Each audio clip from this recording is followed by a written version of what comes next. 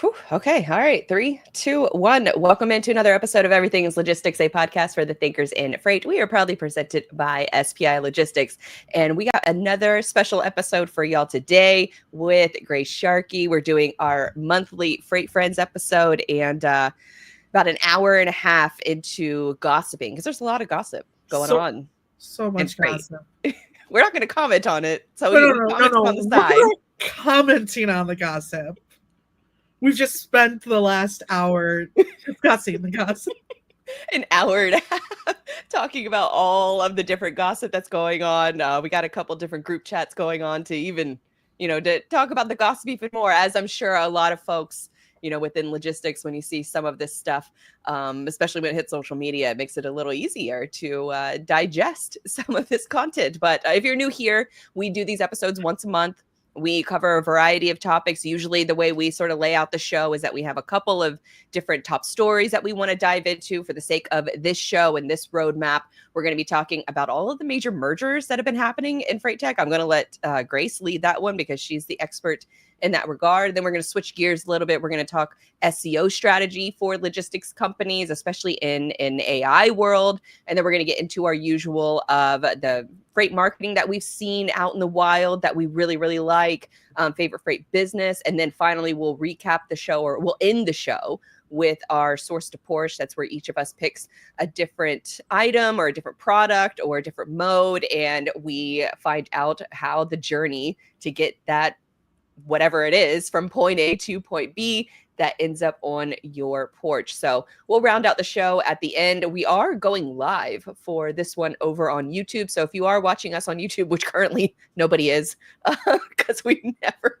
go live on YouTube, we are trying something a little bit different where these larger or longer shows, we put it out on YouTube live, and then after the fact, we will chop this up into different segments. So all of those different segments that you heard me just talk about, we will have isolated videos. So that's a little bit more digestible, 20 to 30 minute videos versus, a 2-hour discussion. So you can kind of like cut to the chase of what you want to see. So now that I've got all that housekeeping out of the way, let's get into our first segment, and that is talking about all of the different mergers, acquisitions that have been happening so far in 2025.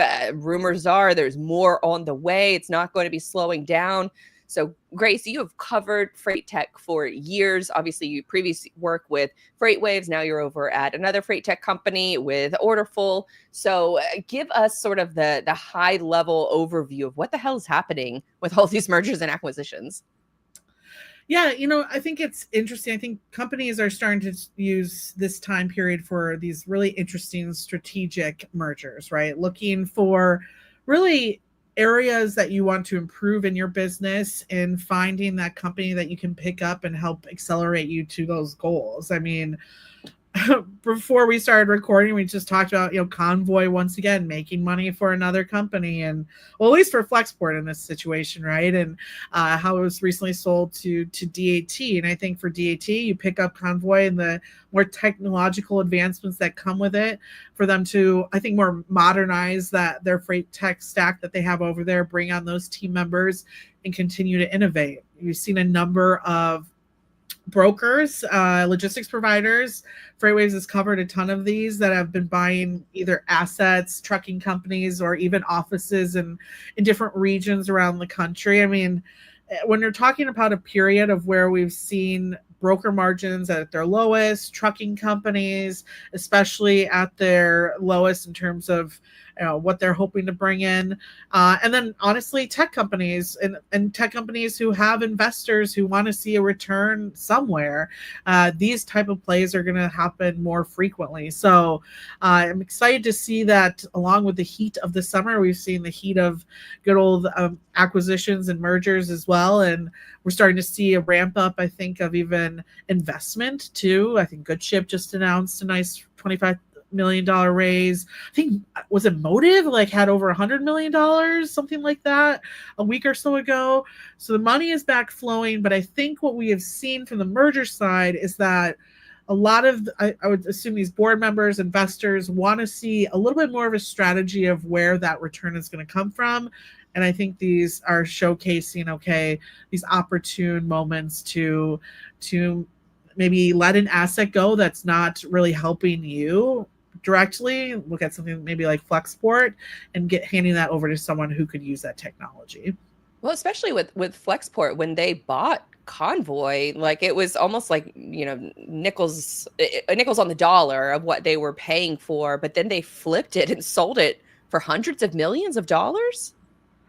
Yes, rumored, but yes, yeah, something along those lines. And I think maybe Peterson had been given a little bit more guidance on that too. But yeah, exactly right. And I'm sure they learned a lot from that acquisition too. But yeah, you fix it, you turn the company around, and it becomes something that's available out there to sell. And I think there's probably a lot of technology just with all the integrations that we see between tech companies, right? A lot of I wouldn't be surprised if we see maybe more of like these TMSs picking up some of these technologies in particular and putting them into their freight tech stack permanently. I think interesting enough, I've heard rumors, but we'll put this out there. It's not that crazy. I've heard rumors that, Highway's looking to raise money, but there's also, some interesting opportunities they're looking at too. So I don't know. I think it's that strategy time. I think when you look back maybe 4 or 5 years ago and it really got hot in this space, people were getting all the money in the world. Money was free. That's not happening. The feds aren't moving on much these days either, and there's not much clarity of when interest rates will get better. So let's do the most with what we have on board, and how can we, in Flexport's case, right, flip this and make some money as well. It sounds like, because I believe there's 3 more Fed meetings for the rest of this year, and we could potentially, was just listening to a podcast this morning that was talking about how we could potentially see rate cuts in all 3 of those different meetings, which would be fantastic for the market, because then that does free up some money. But from just looking at some of these different acquisitions, I mean, just in May, we had DAT purchase Outgo, DAT purchase Convoy. Project 61 just purchased Offshift. So that's Mark Manera's company for driver health. And really, I think his mission is more like overall supply chain health, and, not just for truck drivers, but also warehouse workers and just any kind of folks working within logistics. So that was a cool one to see. Triumph back in May purchased Green Screens. I think they're now all, part of the same umbrella company. So I think which is it kind of sucks that Green Screen's brand is going away, but I understand these things happen during purchase acquisitions. But hopefully we'll still see, maybe at future conferences, they'll still wear the green Hawaiian shirts at all those different events, and they got their green shoes and all that. I love that branding that they did from them. Descartes purchased 3 GTM. Is that how you pronounce it? 3. I see GTM and I read go to market. But 3 GTM. 3 GTMS, right, or something like that. 3G TMS. Oh, that makes sense. Because I see GTM and I'm like, go to market. Is that a marketing company? Yeah. Sorry, marketing brain. There's a couple of other ones here. NFI purchased Transfix. Nuvo Cargo purchased Merge Transportation. Stored purchased Where to Go.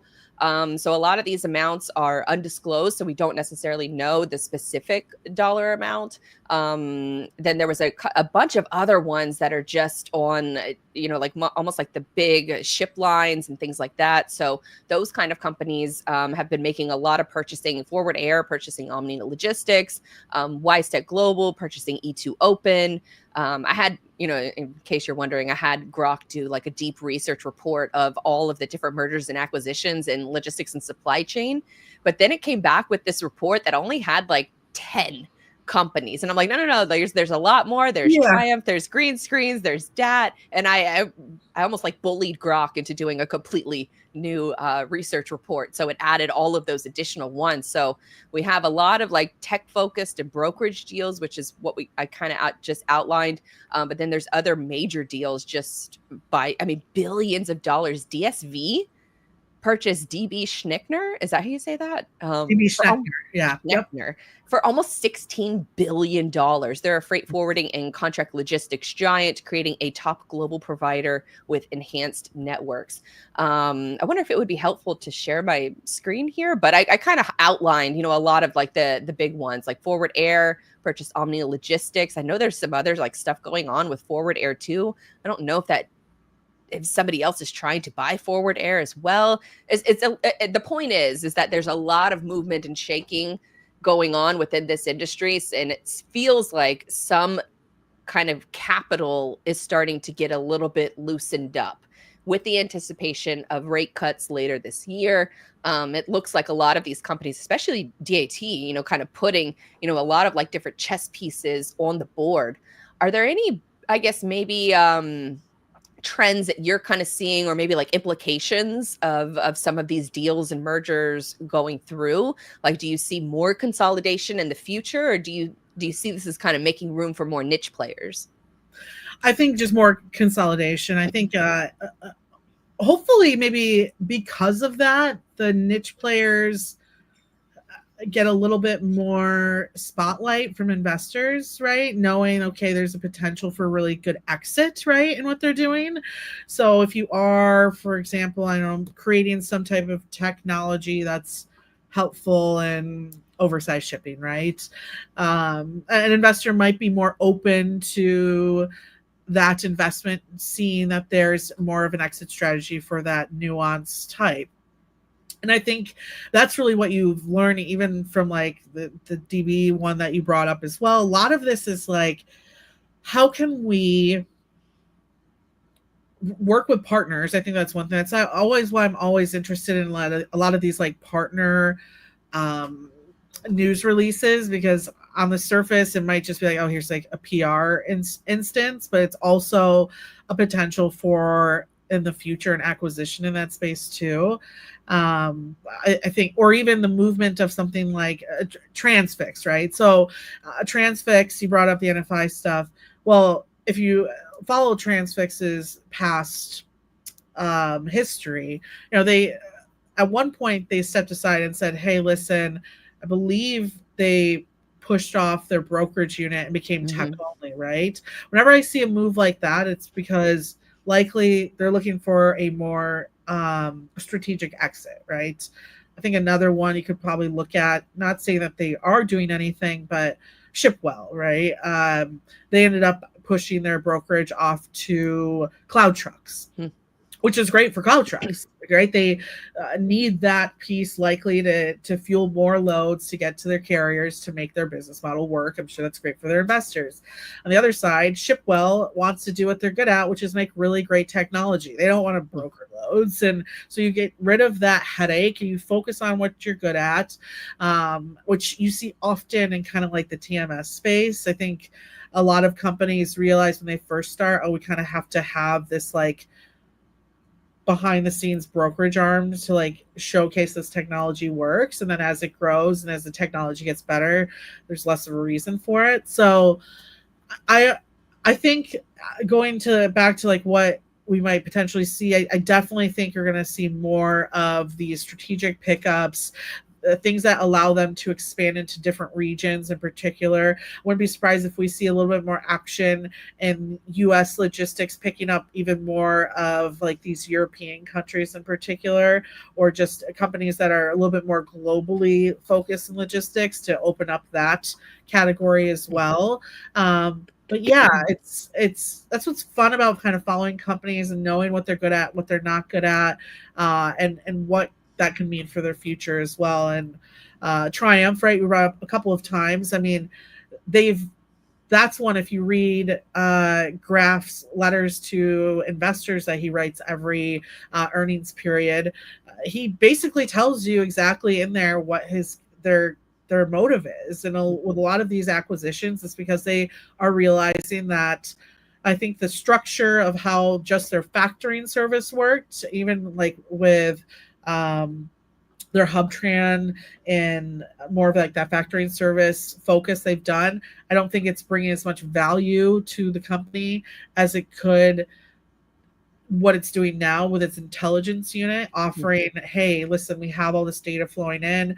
Why would we have our customers outsource to different data companies when all that's here and we can explore the same thing with them? Or even more so, do what they're doing like with CH Robinson and offering this like white labeled factoring service, right?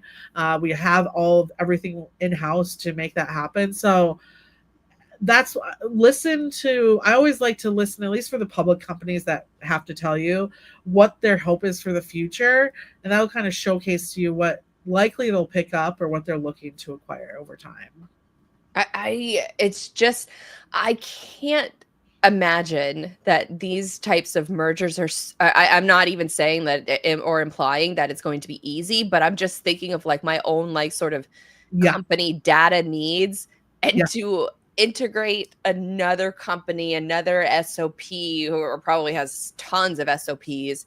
Maybe they have like, their own data structure, and importing that and integrating that into, God, that's such a heavy lift. So shout out to those tech what, Blythe? people. Hey, thank you for touching that, because you know what? It is a heavy headache.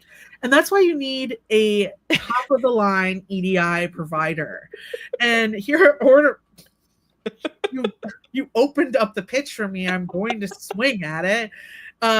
Here at Orderful, we can help you with that. I mean, that's actually a lot of times too, we talk to people, pain points of mergers and acquisitions is, hey, how is that data transferring between companies? So go check us out, orderful.com.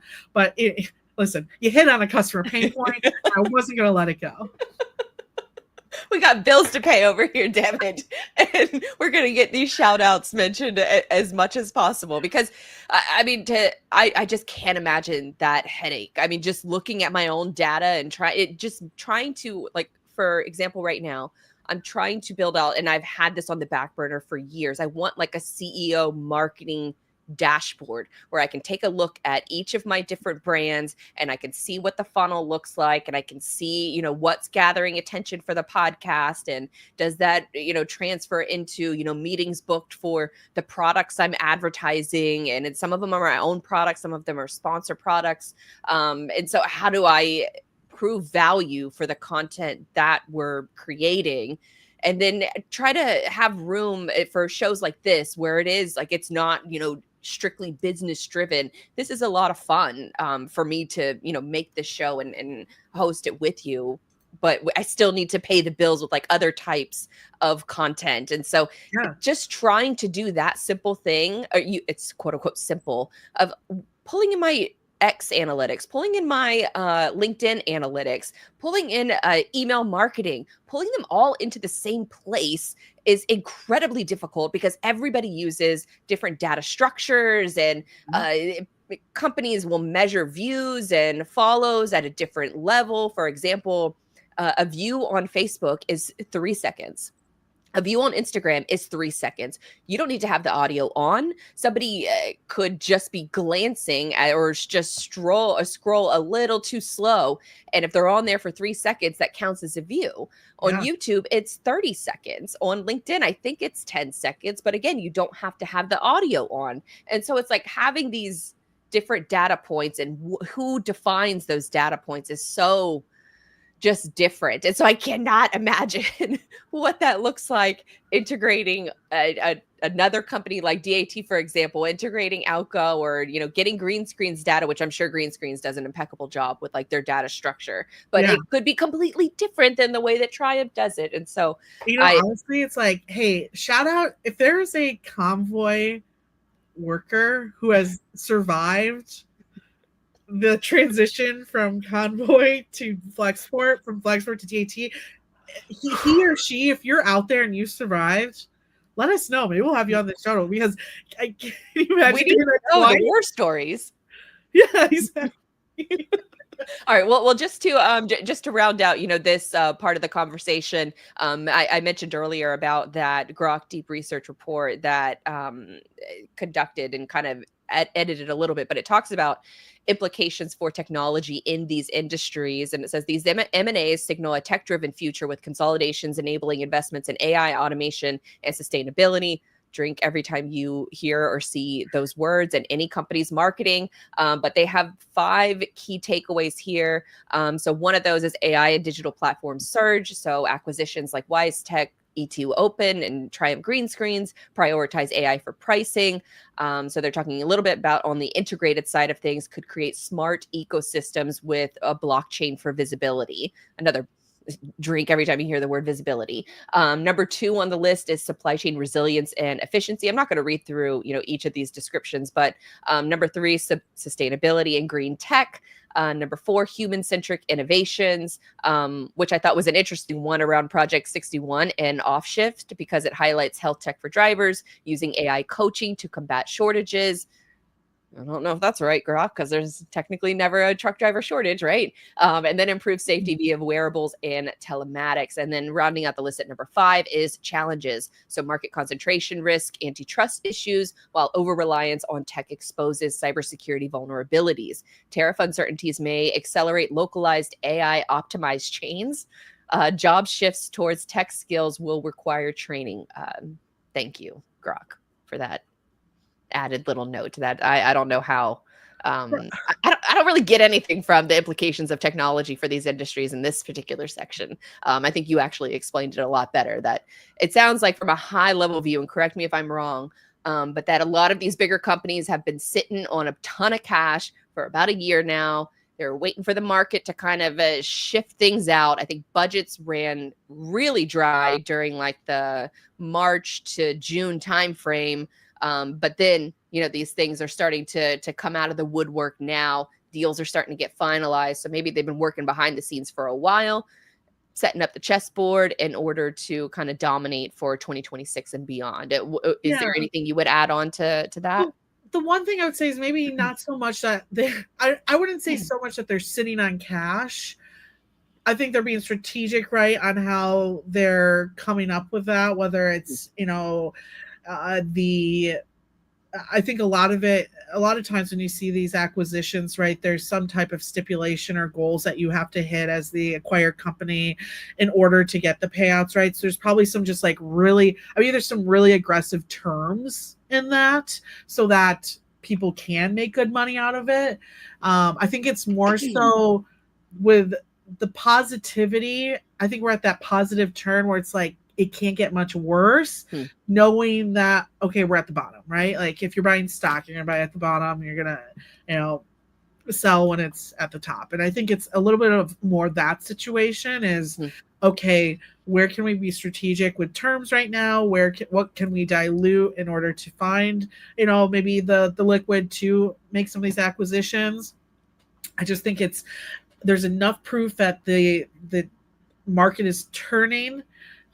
Trust me, I get calls from a lot of people nowadays that's, how can we get into it? And I think it's that moment has come, and the rest, if we can figure out the tariffs, and even to be honest with you, right, like in a worst case, we're probably at 3 years away from a solution if this doesn't figure it out itself, right, with the elections and stuff. They know that there's going to be a positive turn around the corner. If you had to, not investment advice, but if you had to buy stock in any of these companies, not saying all of them are publicly traded or anything, who would you buy stock in? You know what? It's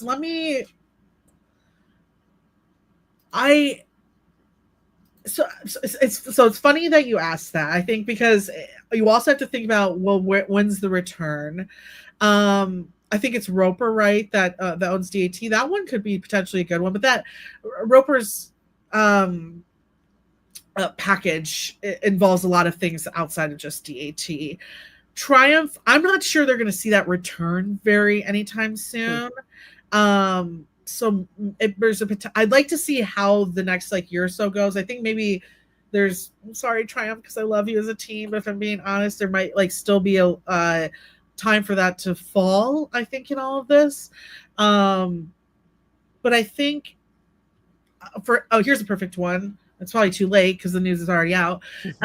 But C.H. Robinson has been upgraded by Moody. That's one. If you would have asked me this question even yesterday, I probably would have said yes to that. And then Moody read my mind and then published that, right? So that's how that worked. But I think that I know their leadership that's focus on technology. I think they're, sorry, employees at C.H. Robinson, they're doing a really good job at doing more with not hiring more people or firing people at the same time. That's great business. Again, that's the funny thing about like public companies is like their shareholders are who they answer to. So sorry again, employees, but realize where you are in the circle of life. Yeah. That's one I'm excited to see grow. Probably even UPS too, right? As they get rid of some of their poor performers and focus on others. And maybe and UPS, I think, is a perfect example of how some of these acquisitions could go wrong. And then you're out there trying to flip them out at the same time, right? So yeah, I think probably CH and UPS are ones I would look at right now, and then go from there. But like the Triumph one, I kind of want to watch it a little bit because I think they've done a lot of acquiring. And you're right. Let's make sure technology and Trimble. Actually, Trimble's one I think has a really Oh yeah. but Trimble's also been like the Trimble curse, right? Where it's acquired a lot of stuff that's done absolutely nothing for them because I think of how they managed those acquisitions and they kind of kept them separate, but now they're I think doing what they should have done to begin with, which is like combining all the tech in one spot. And I think that leadership at Trimble right now understands where they need to improve better than they have. So that's one I'm excited to watch grow too. That I probably wouldn't have said a couple years ago. I think some of these too. I was looking at some of the other notable deals in this research report, and it's a lot of like just buying different trucking companies. And so I Yes. think we haven't even really touched on that during this discussion, where you're essentially buying assets. Hopefully, you're buying good drivers that are included in that, which is a really there's no driver shortage, but there is a really big problem with driver recruitment. So getting good drivers through the door and keeping them at your company has been the gold standard, in my opinion, for the last decade. And so when I see like Schneider acquired Cowan Systems, Yep. AP, no, that doesn't really count. UPS acquired Frigo Trans and BPO, which is a German company. So that's like the cold chain healthcare, but related. Because that happened in January, but in March, DHL Group, based in Germany, acquired Cryo PDP, which is a France-based company for 195 million. But that's another temperature-controlled healthcare logistics. So, especially with like UPS versus DHL, very like similar competitors there, but the investments into the healthcare side of things, I think is really interesting. So for a lot of like the time sensitive freight, temperature sensitive freight, there's usually a rush charge, around that. And so you can deal with like a bunch of different probably delivery mechanisms, whether it's like a helicopter or a drone or private air flights, just for specific healthcare related needs. I think that's really interesting. And then it was Ryder Systems acquired Cardinal Logistics back in February 2024. So that's a little bit, a little time, almost a year and a half ago. But that's, just, I'm a little, I guess, less bullish on like acquiring the trucking side of things because just margins are so tight and it's so tough. But maybe that's a future like asset play where you're just buying the assets for right now. You're essentially looping in the really good drivers and solving maybe a recruitment problem as well. And like we kind of mentioned with the freight tech companies, like setting up the chess pieces on the board. So then that way, the you assets, that story is probably simple, which is they're not making shit. Can I swear on the show? Yeah. It's live. Sorry, yeah. I think YouTube will just swear after 5 minutes, they let you go. So we've been on for more than 5 minutes. We're good. You're just buying assets at a discount at this point, right? Like, there's a couple of Michigan companies I've heard of recently. There's a big one right now. It's gonna piss me off. That's actually going through the same thing. They're getting picked up. I think they're financially struggling.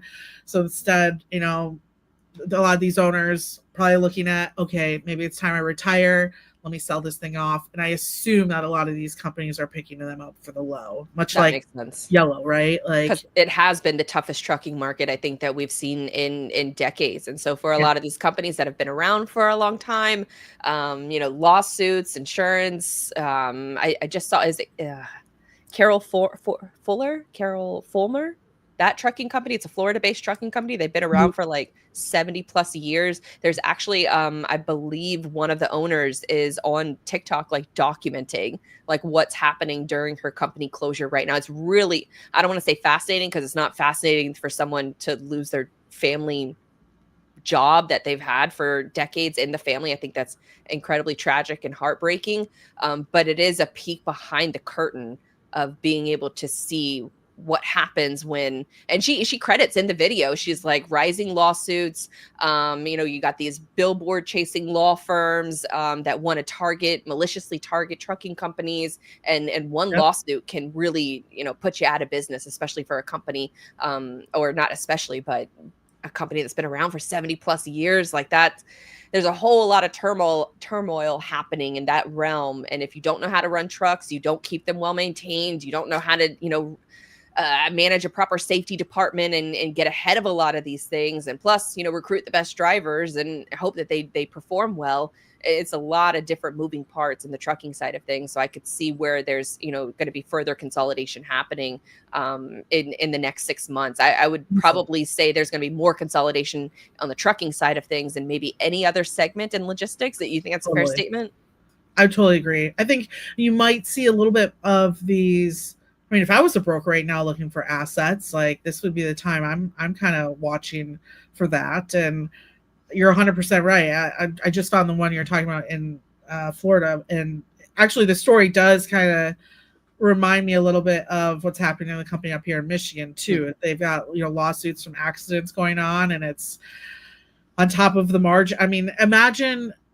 That's why I always tell people, like when they're like, I want to get into trucking, I'm like, do you know what the operating ratio of a trucking company is? Because it's not great. And so yeah, I think we'll probably see more of these assets move around, and a lot of consolidation, which does suck for the small guys, I think. But could potentially be good for the small guys once the market does turn around. Yeah, I mean, maybe it frees you up from some cash, or maybe it gives you some additional runway so you can make it to a point where rates start to improve. But I'm sure everybody has heard this stat ad nauseum, but 90% of all the fleets in the country are 7 trucks or less, and I think it's actually, that stat is a little bit higher. So when you hear about these big acquisitions, just know that there's a good portion of the market is 7 trucks or fewer, and they're running super tight margins too. And so, I guess if you run a profitable trucking company right now, like kudos to you. Hopefully you can kind of hang on until the market corrects, or if you're just tired. I think Yeah. that's, sort of the like the tone I get from like trucking subreddits, that Yes. Carol Fulmer posts. People are just tired, and Yeah. they're worn out, and they, another company comes through and they want to offer you a lot of money and you could take a break. Like, I'd listen if I Yeah. was some of these folks. If I'm a boomer and I know that I have Social Security, Maybe. I'm gonna take it and run. I think it's a lot of that though. I think it's this Yeah. older generation of like, okay, this isn't what it used to be. I'm not making the amount of money I was. I might not be able, and there's nothing wrong with not being able to understand the difference of the market today.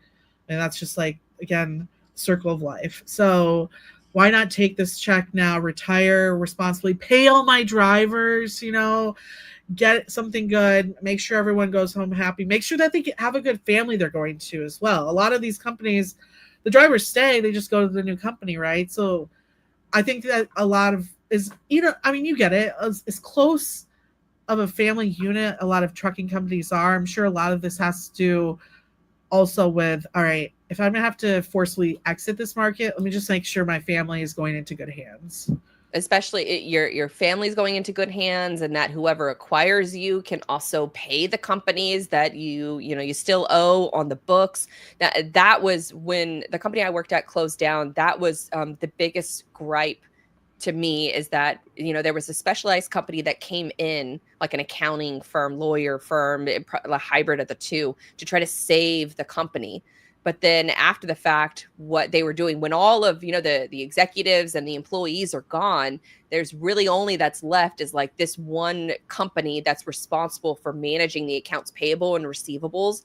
And at one point, what they were doing is having some of the accounting team like lie and say, no, send the check here instead of sending it to the carrier. And so these carriers were not getting paid.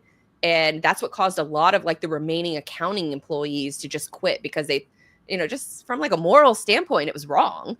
And but this company, the one that was brought in to help save the company, was the one that was leeching off of these like final payments. It's a horrible company. I'm not going to name them because I frankly can't remember their name off the top of my head, but I remember that I would never invite that into my company. And I hope that's not happening, across the name. Fortunately, I'm sure it probably is.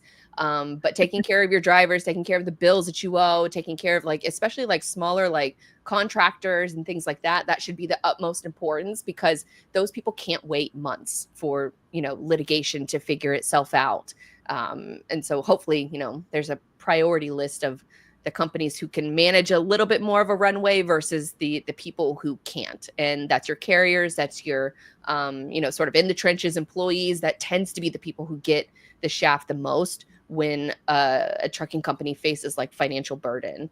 So that's my little, I guess, soapbox that I'll get off of, because it really has nothing to do with the greater scope of what we're talking about, which is what's happening with all of these mergers and acquisitions. What does kind of the future kind of look like? And I think what we're finding out is that we have hit rock bottom, but I don't know that we're going to get out of the bottom just quite yet. Like the ladder to get out is just slightly out of reach. And so I think that's to be determined.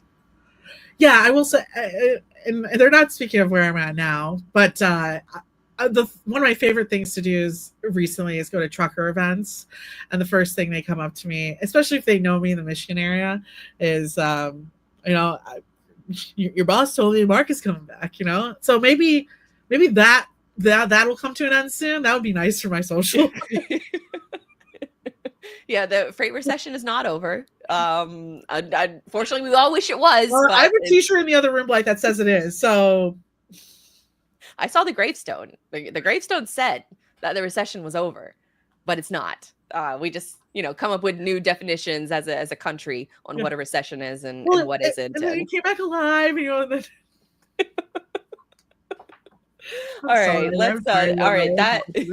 that does it for any final words. Are you ready to move on to the next thrilling topic, as we're talking about data and right.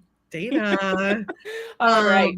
Oh no, I will say though, on that note, I think a lot of what we're going to see though is going to be bringing it back to the data of things in this industry, and how are these companies bringing real results to their customers with the data that they can leverage. So I will say, I think that's going to continue to be part of what we see in these moves for sure, at least on the tech side.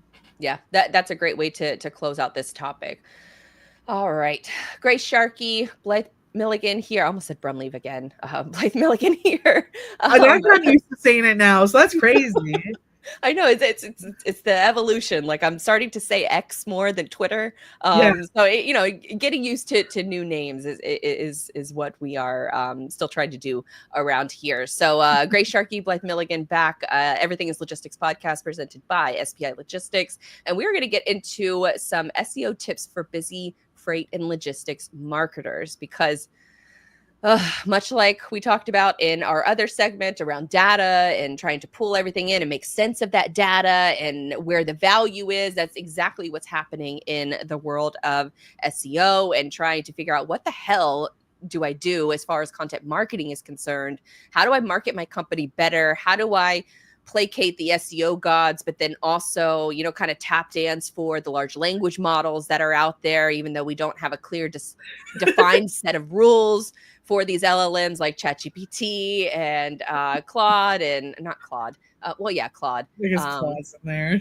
I know it's good for coders. I just haven't used it in a while for any other. I'm locked into ChatGPT now, so that is my LLM of choice. But Perplexity, all of these Gemini. I'm not going to go through and name all of these, but you want to make your company visible in these different large language models. You also still want to placate the old SEO rules because the majority of the internet is still searching under the old SEO rules. I know it kind of feels like it's all new in the world of AI, but want to kind of give like a high level overview of SEO because you, in your new role over at Orderful, you are in charge of getting some PR for Orderful, which is good for SEO. It's great for backlinks.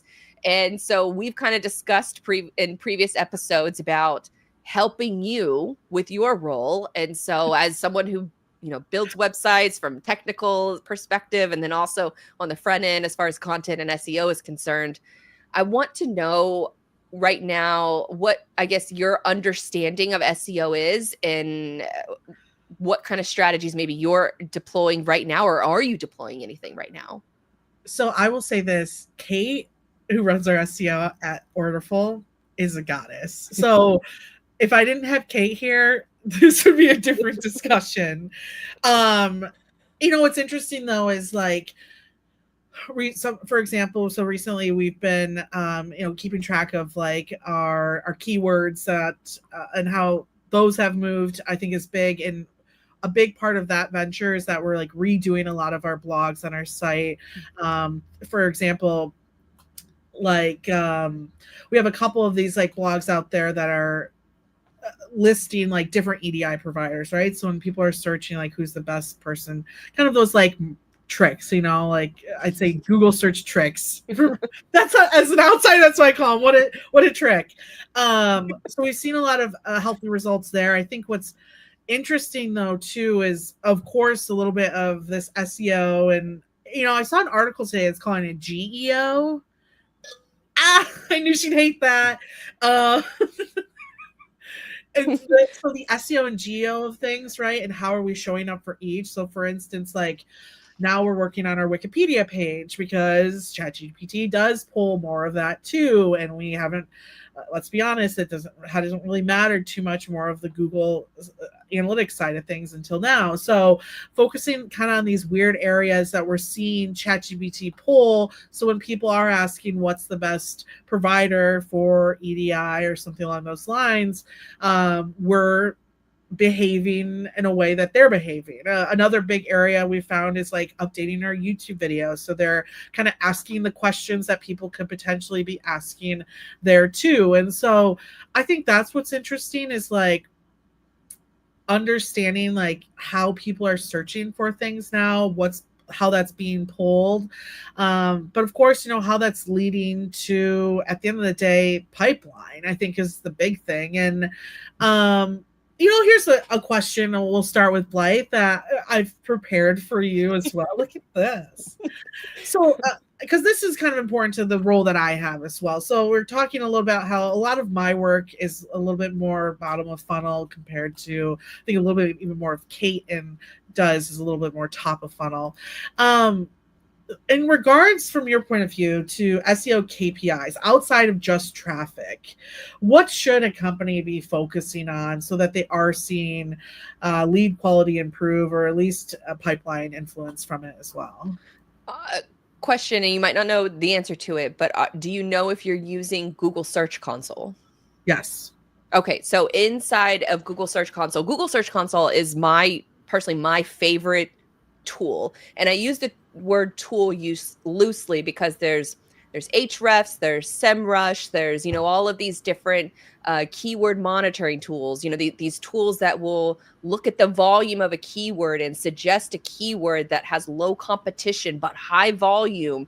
And the problem with those tools is that they're relying on guesswork, whereas Google Search Console is relying on Google. And Google doesn't share that data with anyone except for their own products.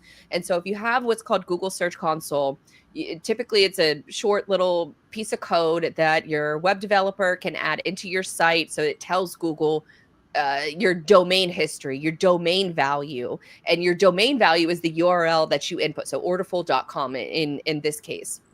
So if you go into Google Search Console, the best reports that you can see, you can look at your pages and you can look at your queries. I love to look at my queries and then to see, because your query is not, sometimes it could be a short phrase, sometimes it could be one word, sometimes it can be your brand name.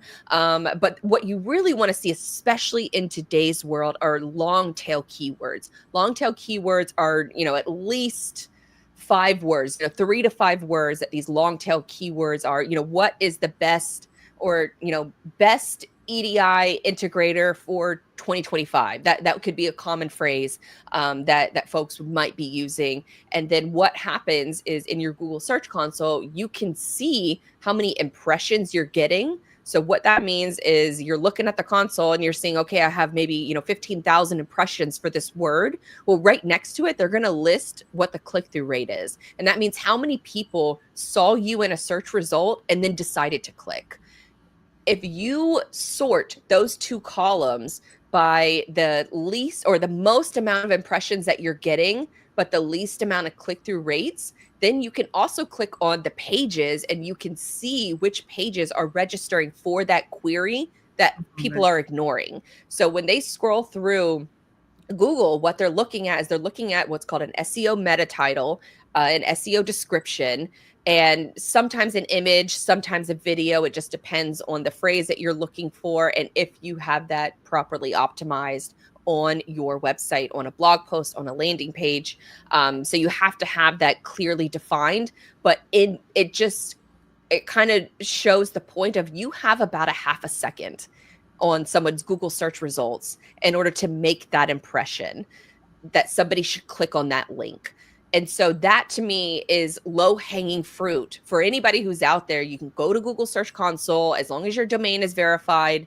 You want to make sure that verification is added into your domain. It just tells Google that you own the site and that you have the authority to manage it. So they will give you this data of all of these queries, and you can see which ones that you're performing already good at. And as far as impression wise, but if you just make slight tweaks to the title page and the description, it could increase your click-through rate for a phrase that you're already ranking, already getting impressions for. I don't want to say ranking, because you don't necessarily know yet how you're ranking for that word.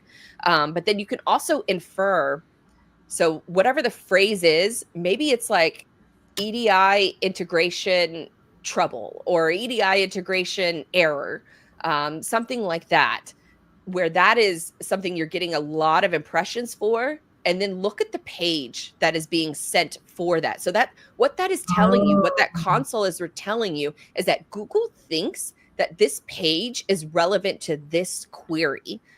But for whatever reason, if it's a low click-through rate, the audience is not thinking that you can solve their problem with that, with the way that the title and the description are set up. Does that make sense? Yes. And I believe that's like when I was talking about Kate's update, I think that's the journey that she's currently on. Okay, perfect. So that's low-hanging keyword or low-hanging fruit for anybody that's out there that is wondering, okay, where do I even start? Yeah. Start there. Get obsessive with it. And we've seen like really great improvements from just like the very little I don't want to say rebranding, but almost like repurposing of like the blogs. And I think those links, right, that are coming through and making sure that they are clicking through more often, or whatever's showing up, right, whatever content of ours is showing up in that post is relating better, so that click-through is happening. And then you could have multiple pages that are showing up for that particular phrase. And so what you kind of want to do is just make a attack first kind of priority list. And that's what Google Search Console helps you to do, is to make that attack first mentality. And so from Kate's perspective, she's probably going through and making some tweaks on her end. From your point of view, that could signal to you, okay, well, let me look for the queries that make the most sense for the bottom of the funnel, for the people who are looking for answers to that question. Literally looking for. I'll send you the recording. Record it somewhere. Yes, we're recording this. Yes. Oh my So God, you guys are learning with me. Look at us go. So what you're going to want to do is you're going to want to look at, because this is the way that SEO is evolving, and I'll take it into LLMs in just a second, where the volume. So say if you went to Ahrefs, it might tell you that string of keyword, that those phrases gets no search volume, and it'll essentially tell you this is not worth your time to Okay. solve. That could not be further from the truth. First of all, they don't have access to the first party data. They only have their own, first party data to sort of judge by, which I do think that some of those tools have their place. Yeah. Especially maybe finding some opportunities. I personally, especially for marketing teams that are strapped for time, and there are entire agencies that are tasked with handling SEO, because it's a lot more than just let me tweak this blog post in order to match this query. Yeah. But that long tail query, if you match it to what your buyer or what the position of your buyer is, are they problem aware? Are they solution aware? Do they even know that they have a problem? Typically they know that they have a problem if they're searching for that phrase. And so what you want to do is you want to then make content in the future around those particular topics, as long as it's relevant to your audience.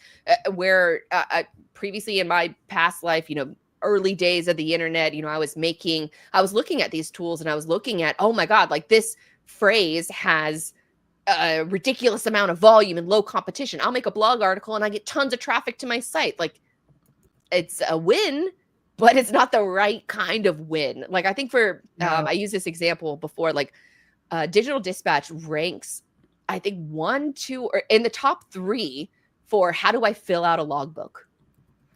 Digital Dispatch has nothing to do with logbooks.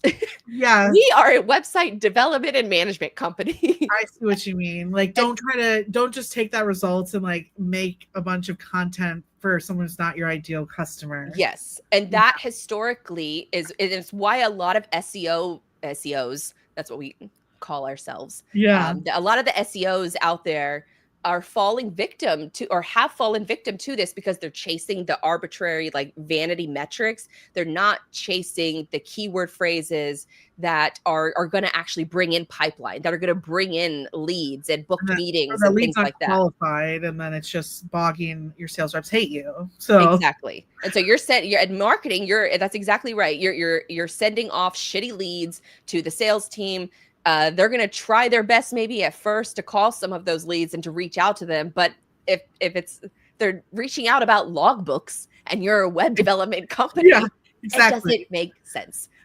So the way that this is transitioning into the LLM world, because Google has spent the past 20 years of defining how you rank for specific keywords, and they give out guidance for web developers and designers and content marketers of, this is how you structure your website, this is how you structure your content in order to rank better for specific keywords. Where a lot of people messed up is that they were chasing these keyword phrases that had nothing to do with their business, or it was just very low value traffic and it sent just unqualified pipeline. Yeah. Now, where it gets a little bit more challenging in the world of LLMs is that they don't have that clear defined, make sure you put your website, in this technical structure. Make sure you're getting link backs. They haven't released any of that. So the best assumption that SEOs can go off of right now is the long established rules of what Google has done. Now, there's obviously competition in this regard, because LLMs are a brand new way to search for information on the internet. And Google has been catching up pretty well as far as their own data, their own LLMs, and how they're handling search engine rankings and who should be given traffic and who shouldn't be. It's a big problem, and Google hasn't exactly solved it yet. Then you enter in AI content and they don't know what's being created by real people, what's being created by real companies. So there's all of these different additional technical side of things, which I'm not going to bore y'all about, that play a role as well. But now with LLMs, it's getting more into a very long tail phrase. I am experiencing data issues with my invoicing from XYZ trucking company. They don't want to pay, yada, yada. That is a full paragraph. Yeah. And that is what is making companies either show up or not show up in LLMs. And so there's an argument to be made that not only should you be focusing on the long tail keywords that you have, sort of low hanging fruit in your Google Search Console, but how can you predict what that paragraph text is around that query? And so that's really important too. And so the ways that, some of the SEOs that I follow, because I have bookmarked in order to prep for this, in order to prep for my own like SEO plans for Cargo Rex, like I've pulled in like 20 different searches of all of these different SEO experts that I follow and like in-depth knowledge.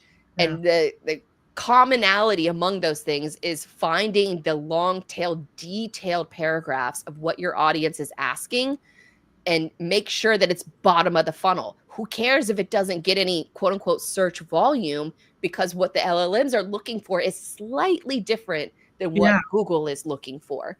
And so if you can tailor that around, built out. Right, because people are probably I would assume what's happening when you say like the paragraph aspect is instead of someone saying who's the best, in my situation, who's the best EDI provider, they're saying who's the best EDI provider for supply chain companies who have less than $100 million in revenue and looking to scale in the next 5 years to $200 million in revenue. And then more detail. Yeah. And then to be honest, it's if you work internal at a company, that can be a little more challenging because you're used to the jargon. You're used to these market conditions. So that's where customer calls, like recording your calls, meeting notes, things like that's where those can play a pivotal role in this, because then you can find out the jargon that your customers are using then match it up with those long tail keywords, because what the LLMs are doing is that they're adding more nuance, they're adding more detail, but the LLMs have to have something to go off of. So what do you do as a marketer? Well, you want to make sure that you have an FAQ page that is very detailed. An FAQ, and you got to have your questions that are, in a certain format from a technical perspective. Like if I go into some very light if you're physically watching this right now, what you're watching me experience is she brought this up before we started recording, and I'm not gonna lie, I kind of went in one ear and out the other.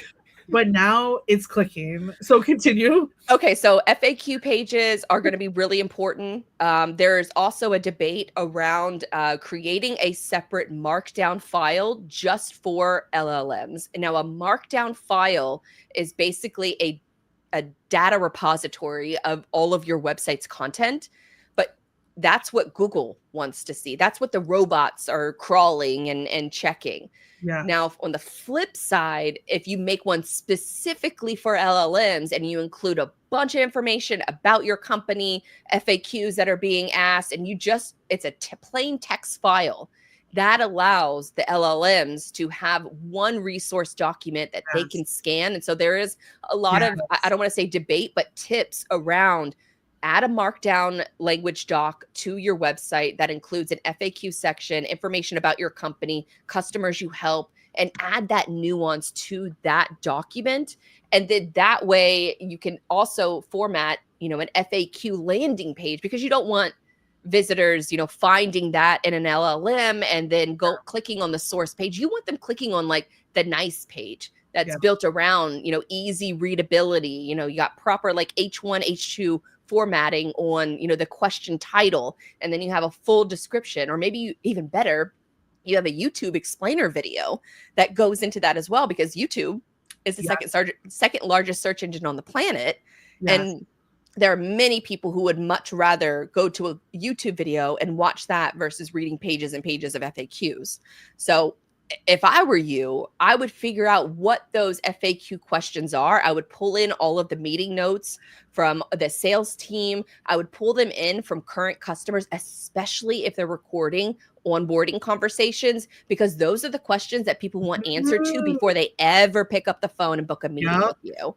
So having that prioritization, I would start with Google Search Console. I would start with editing or auditing, not auditing, but pulling in all of the customer onboarding conversations. And then that to me are the two biggest gold mines for how you can make like a Venn diagram of your first kind of initial attack plan for placating not only the Google gods, because Google still controls, I think it's 88% of the search market. It has dropped a little because of the LLM adoption, but we're so new to LLM adoption that I think especially for the logistics audience and for a lot of folks making these buying decisions, they're not using ChatGPT and Perplexity and Claude yet. So for a large portion of that internet, they're always going to stay on Google. It's what they're familiar with. They're not changing, and they're sometimes they don't want to even entertain the idea of using AI, which is a whole other bucket of worms. So I would target those two areas, and then I would make the FAQ pages. I would make some markdown language from a technical perspective. And then I would also make sure that your website is discoverable, and you're discoverable not only meaning you have a sitemap that Google is regularly crawling, but you also want to add Bing in there too, because guess what?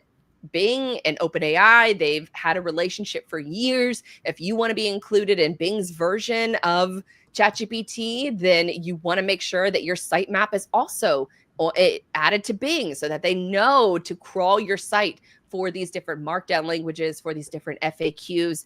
These are easy winners ahead of time. So that is, I said a lot. I don't know if it's resonating. Hopefully it is. Resonating. I'm just taking notes, and everyone should stop watching the video right now. No, don't stop watching. I'll share the transcript with you, and then you can. Okay, so there are a couple of notes that was very helpful. That was excellent.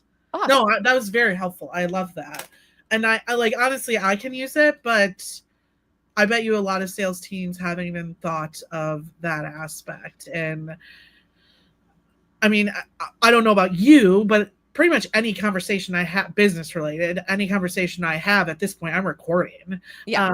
So it's like, and I would assume most sales teams are doing that in some form. So instead of just like using that to monitor how good your sales reps are, why aren't you using that to also improve your search? Well, that's a great point you brought, because I was just listening to a podcast the other day that mentioned that they store all of their customer recorded conversations in a certain database, and then they'll have one of their like admin assistants, go in and find something about that customer, like what their favorite sports team is, or their favorite like vodka brand or something like that, and they will use the customer conversations in order to send a personalized gift to that customer. And I thought that was such a brilliant use of using your meeting notes and making a deeper connection with your customers and your potential leads by using these recorded conversations. Now, of course, you want to be a little careful. You don't want to, mention specific companies, but you can profile them into different, ICP buckets. And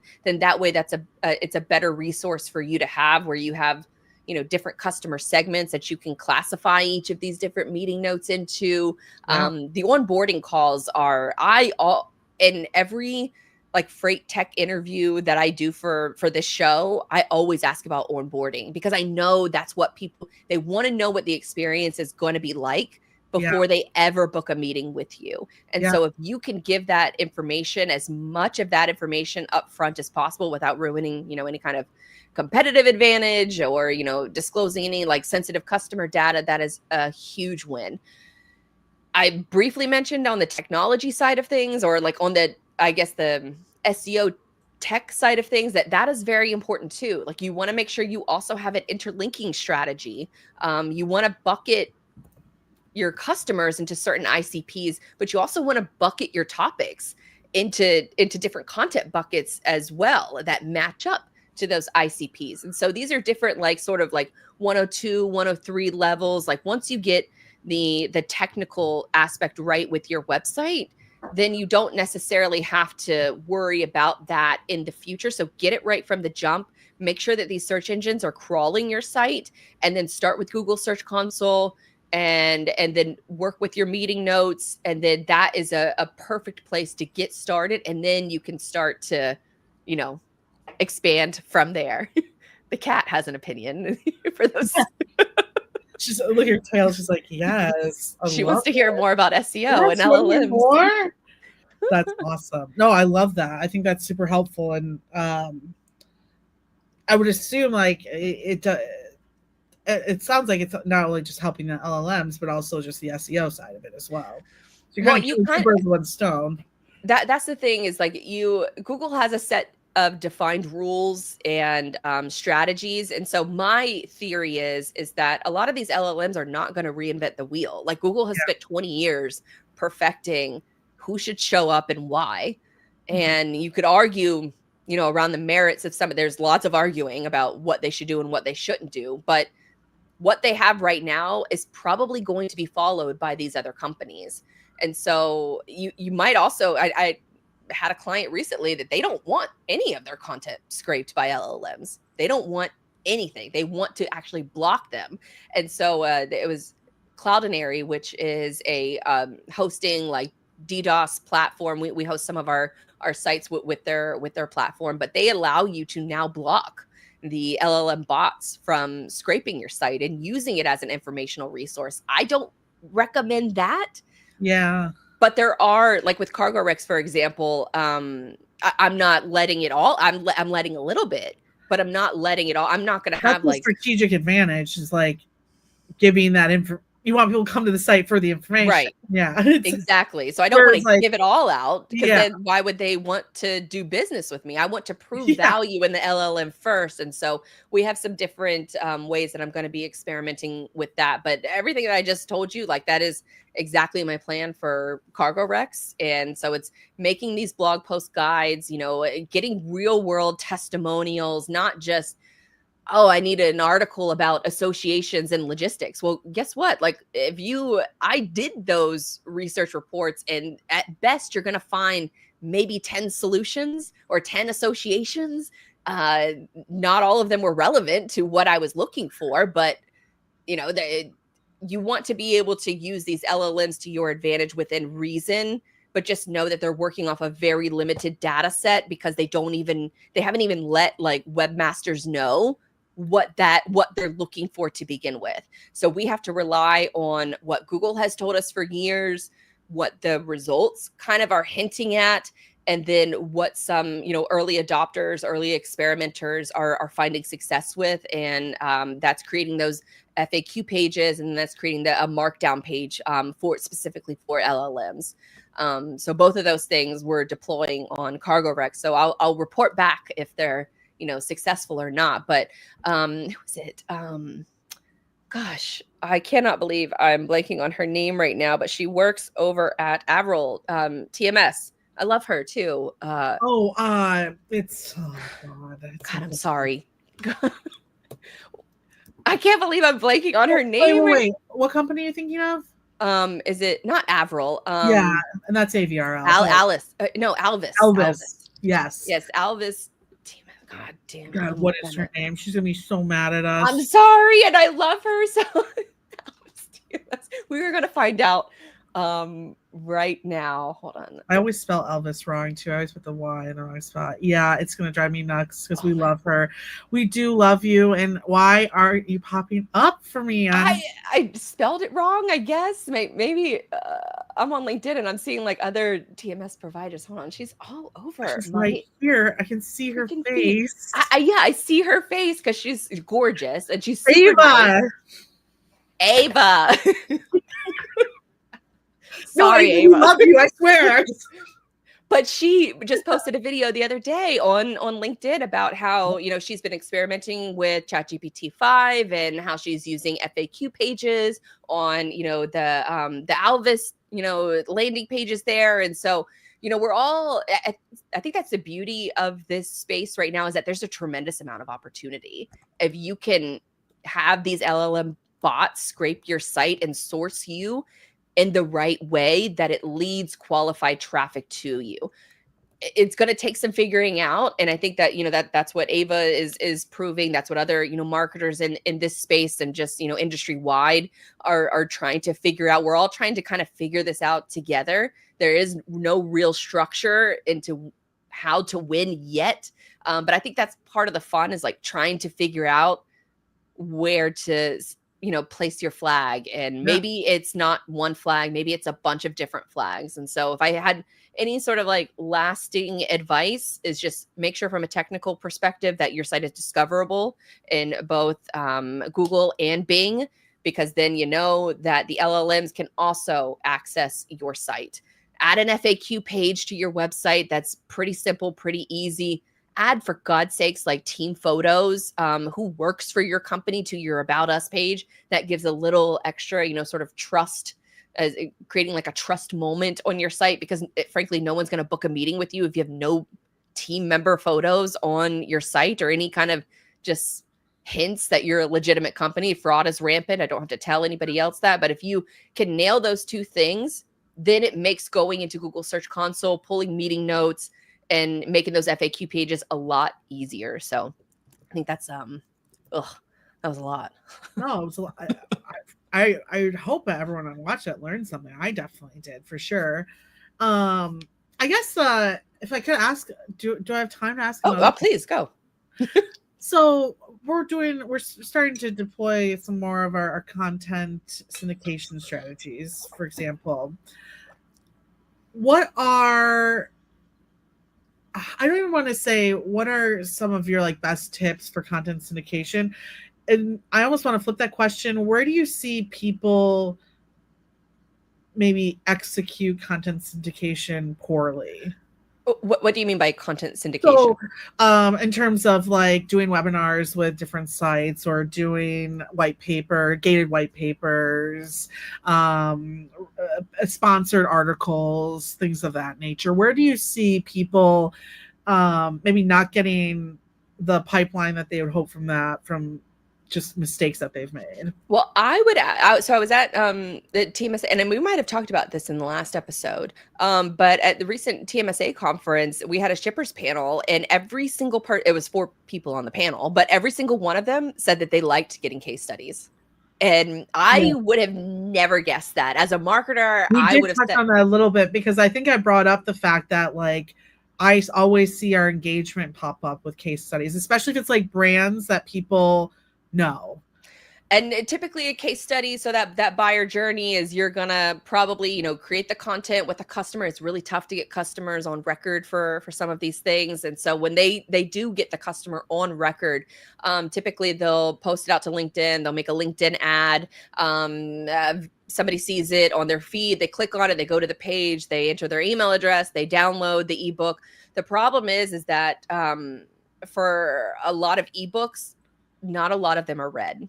And so even though you've done the hard work of like creating it and getting awareness around it and getting the folks to come and download it, it's one of those things where people, once they download it, they know that they have it, and it's just I can go back and read that later. They're not actually, digesting it to the point where they're going to read it in full and then call and book a meeting with you.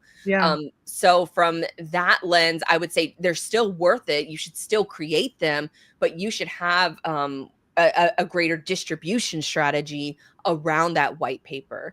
I would actually first get the customer on a video interview.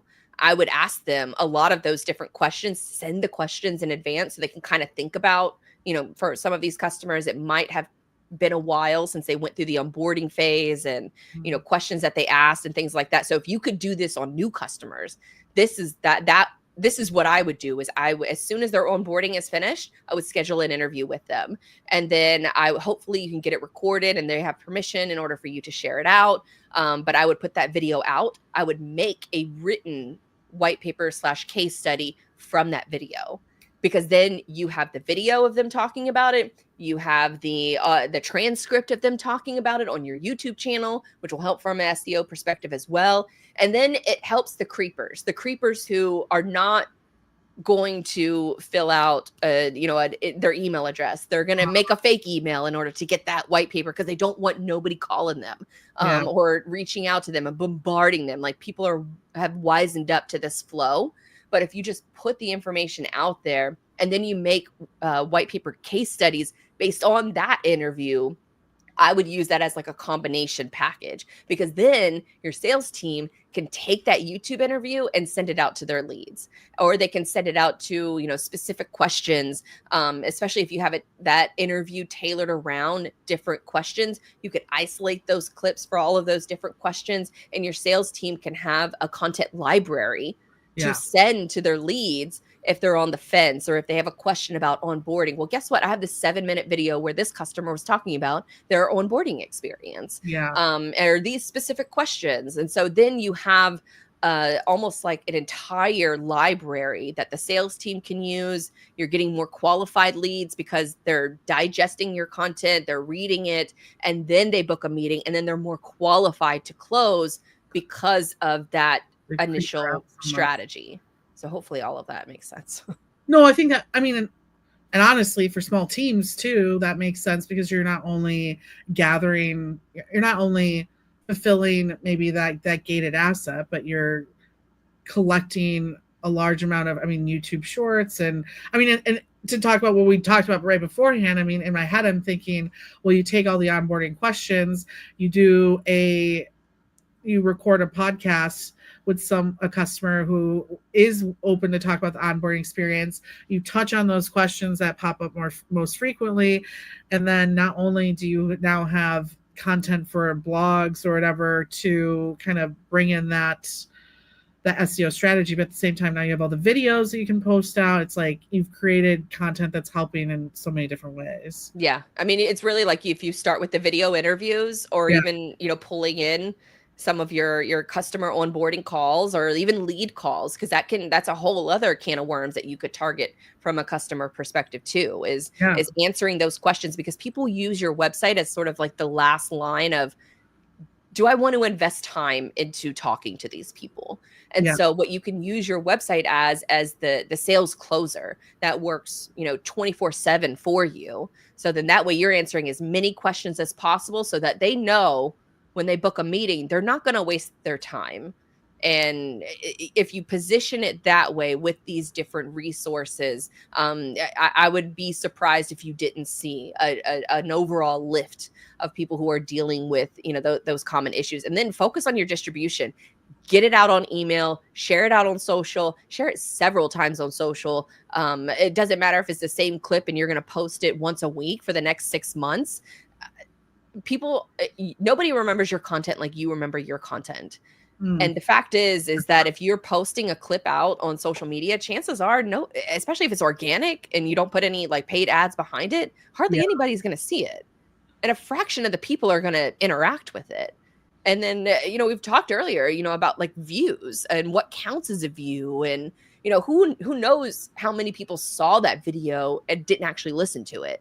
Or maybe they saw the video and never unmuted it, but read the text in the post. So all of these different instances exist. And so you can create your own content supply chain based on those customer interviews that hopefully leads to more customers that are just like the ideal ICP that you're going after. And you're playing in the world of great content. So great original content that can't be replicated by LLMs, but they can use you as a source to people who are looking for those answers. So totally. That's a lot. I'm worn out. And I just got free advice. So let's. This is like, I forgot what we're going to cover in the rest of the show. Damn. Is less talking about how our personal lives are going, and me just asking Blythe how to do my job. I was like, I'm gonna buy your classes. Look at me. Let's go. I don't have any actually SEO classes on the site. I've been readjusting how I approach SEO, because I feel uncomfortable selling that as a service if I don't know the answers. And I don't know that anybody knows the answers right now. And so I feel like I need to test it on my own brands first Yeah. and then come up with a solution that I can advise other companies. So that is just sort of everything that I know and the experiments that I'm going to take based on the experts that I follow and just some of the data I've seen. But hopefully, this will be something that we can add on, like a LLM technical package to, websites for folks who need it. If you don't have a lot of content in your site, you don't need it. Yeah. Just make sure that your page, add an FAQ page is probably the easiest thing that I would suggest, no matter if you have blog content or not, because the FAQ page will help a ton. But if you don't have blog content, you don't need to. And if you don't have the energy or the budget or the staff to do blog and video content, I would focus on video first. I would not focus on blog content, because blog content, it can just be replaceable, but with AI. And so you have to both protect yourself from getting cannibalized by these LLMs, but also position your company as a resource for the LLMs, which is a fine line to walk. Yeah. Interesting.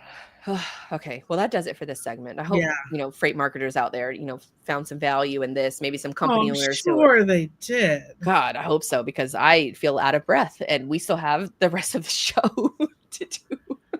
Yeah, but the next thing is that we actually may have a perfect segue, right? Like, well, let's go ahead and introduce the next topic. Grace Sharkey from Orderful is here. Blythe Milligan, Everything is Logistics podcast, presented by SPI Logistics, and we're going to be talking about freight marketing again, but a spotlight of some companies that we think are doing some cool things with their marketing, and hopefully you can take some inspiration from and maybe get a little bit, have a little bit more fun with your marketing. Now, for this one, do you want to go first and talk about your company first? Well, I guess I don't have one for this week. This is you. Oh, my bad. Okay. Well, I got a good one. So and this is why I don't have one, because this is a good one. So I'm okay, just agreeing with yours today.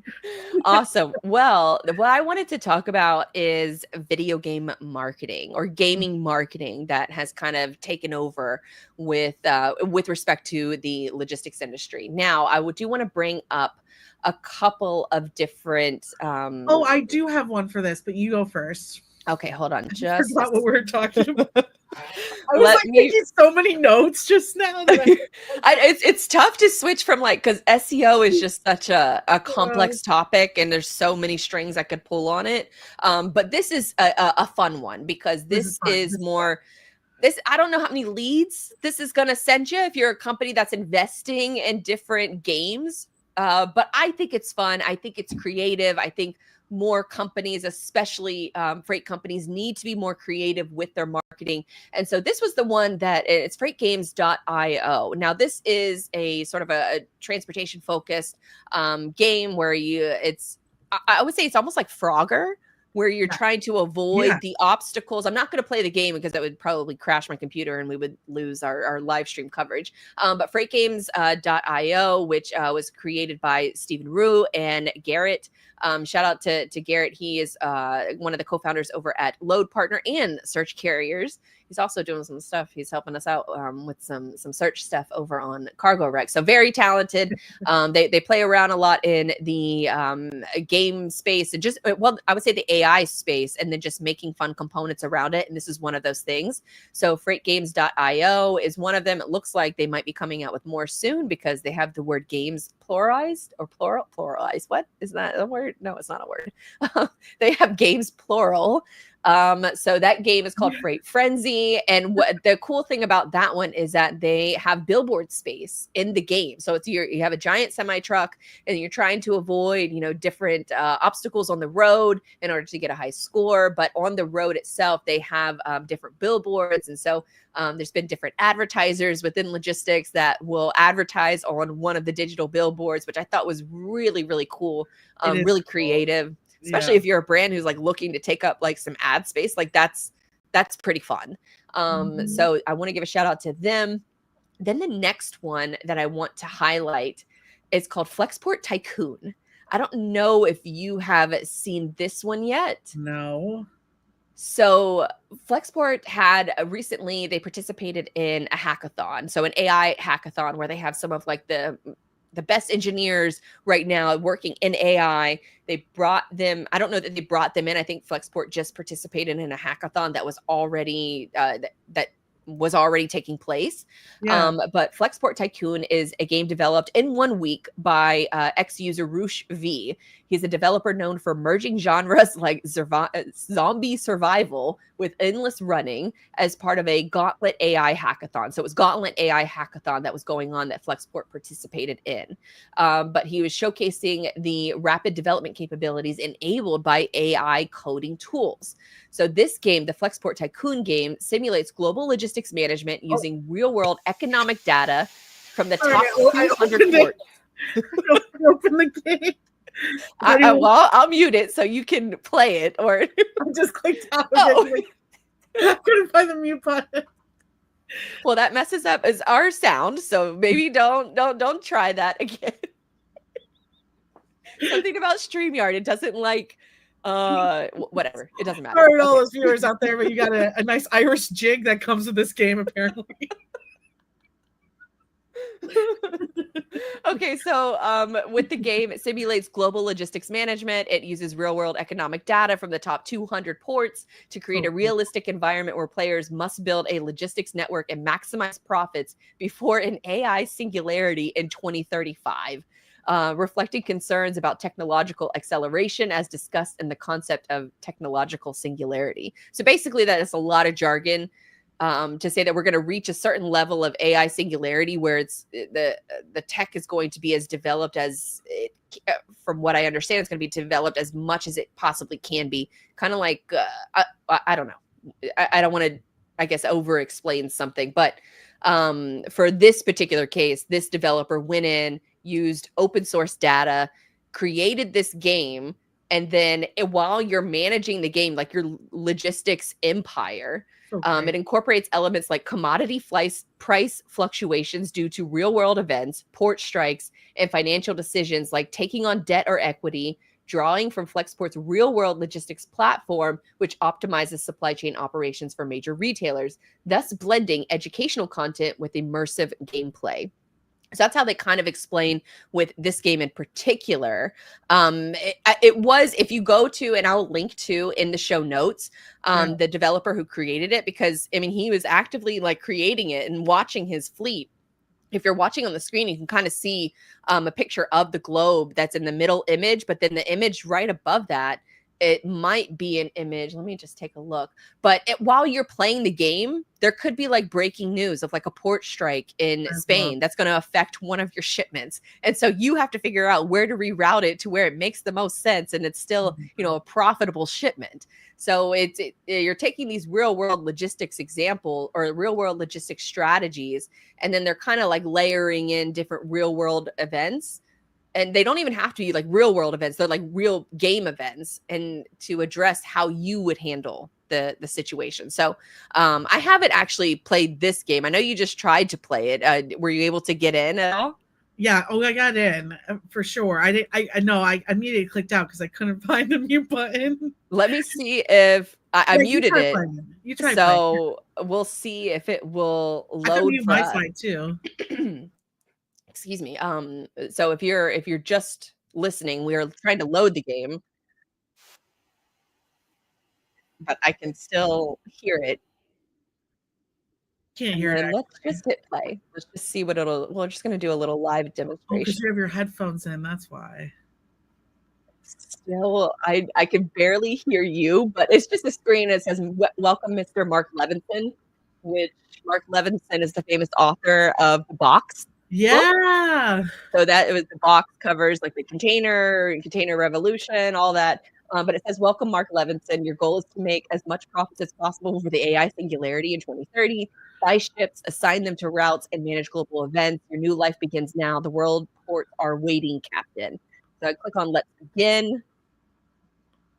Okay, well, this is not off to a good start. But you could like buy a ship. Yeah, I should probably have demoed this before I brought it up. But you can kind of get a brief overview. What I do want to show is the next game. I gotta get off this. It's driving me crazy, especially for a live show. I see, but I will say what is like kind of cool about that too, though, is just like, well, one, how simply he made the game, but it's I mean, from a marketing standpoint, you're probably like, people are navigating their own problems within a game that they've already experienced outside. It's just, it's interesting how Well, I that. think I love it from the person, because you might be asking yourself, as from like Flexport's perspective, like, why would you even want to be involved in something like shouldn't you be focused on, like freight forwarding and your Yeah. customers and things like that? But with what this tool does is that, or participating in this hackathon does, it exposes your brand to all of these developers that might not have had any idea of what you do, how logistics and Oh, supply chain works. And yeah. these are the people that are making like the best of the best, like AI games, software solutions, things like that. They might not have ever been exposed to Yeah. supply chain and logistics. And as we become more technology focused as an industry, you're going to need some of these smart ass people that are just building games in their spare time for fun. And then maybe they bring that fresh perspective, both from technology and operations standpoint, into your organization, and you get some, brand awareness and some marketing love from it. So I think that's the advantage here. There's another one that I want to bring up, and this is It is kind of probably funny though, because back, remember when like container rates were really high, and then everyone was like, oh, these companies, they're all just um like a bunch of goons, right? Like a bunch of like mobsters. I can't remember the term that was used that everyone was so upset by. But then like this game is like, the goal of this game is to become the mobster. Like it said there, like, make as much profit as you can. And like, maybe if everyone who was like, oh, these rates are too high, did that, they'd realize why the rates are fair. Well, now I guess we figured it out. It's Yeah, just exactly. manipulation on the back end. And so that, well, the next one I did want to bring up, because I to keep in line with like, sort of the brand awareness and why would you even do this, is that, we haven't really had anybody make fun stuff like this yet. Yeah. But the last one I did want to mention is, it's probably my favorite so far because I've actually played the game. But it's Blue Grace, and they have what's called Supply Chain Hero Logistics Quest. I saw this that was posted out on LinkedIn a couple of weeks ago. Oh, actually, a week ago. But it's all of these different games.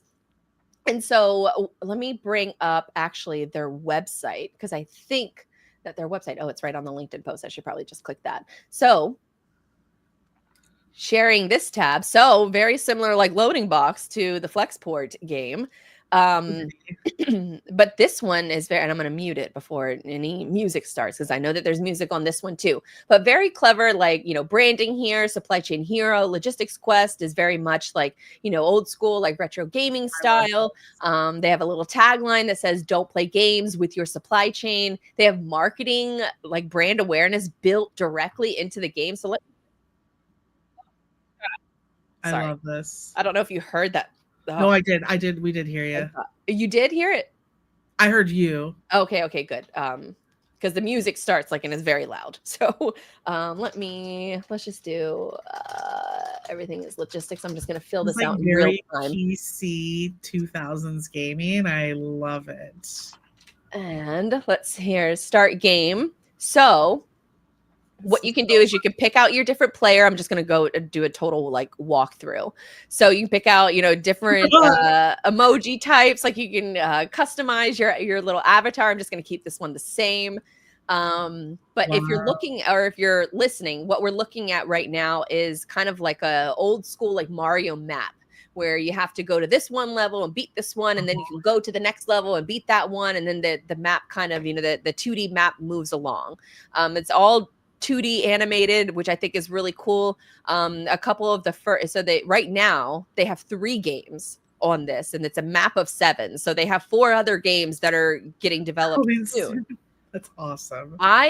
So one of them was trucking. One of them was like, loading up a truck. One of it was like almost like a Tetris style game that you're trying to load cargo into the truck. I was terrible at loading the trucks and putting cargo into the trucks. Terrible. Those are the first 2 games. The one I crushed it at was the warehouse, where you got to find the good data providers. So hopefully, will it let me play it? You have to find the good data providers. So this is your little character. If you can kind of see. This. So you don't want to go for the red ones. You just want to go for the green ones. Green data is good. And so I crushed it with this one. So you just want to go after these. You don't want to hit any of the red ones. Twitching logistics games. Like, yeah, I don't know. Bluegrace. What happens if you touch the bad data? You just lose data. You lose points. So you see your points up in the upper left-hand corner. So yes, I just lost. Did you buy points. something? So ruining my high score just for demonstration purposes. But what's funny, or I don't want to say funny, but what's cool about this game is that or my bad, sorry, I didn't mean to curse. It's real out here. I got the bad data, so it messed me up. But if you notice, I completed one of the levels. So in the middle, it has a Bluegrace logo, and so you can learn more about Bluegrace by clicking on the logo that appears only after you get some make some good moves. I couldn't click on it in the loading and the unloading trucks because I was terrible at doing it. But this one I was a little bit better at. And so, a little bit of marketing that plays a role there. And, they're doing some like different marketing campaigns. If we look back at this LinkedIn post where you can like sort of share and score, you win it looks like a retro Game Boy there. But you can post your moment. I did post my moment. Look at this. Look at this. We got a perfect score. We got no bad data.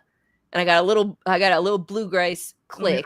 I've not attempted to play this game yet, but I will. This will happen this weekend.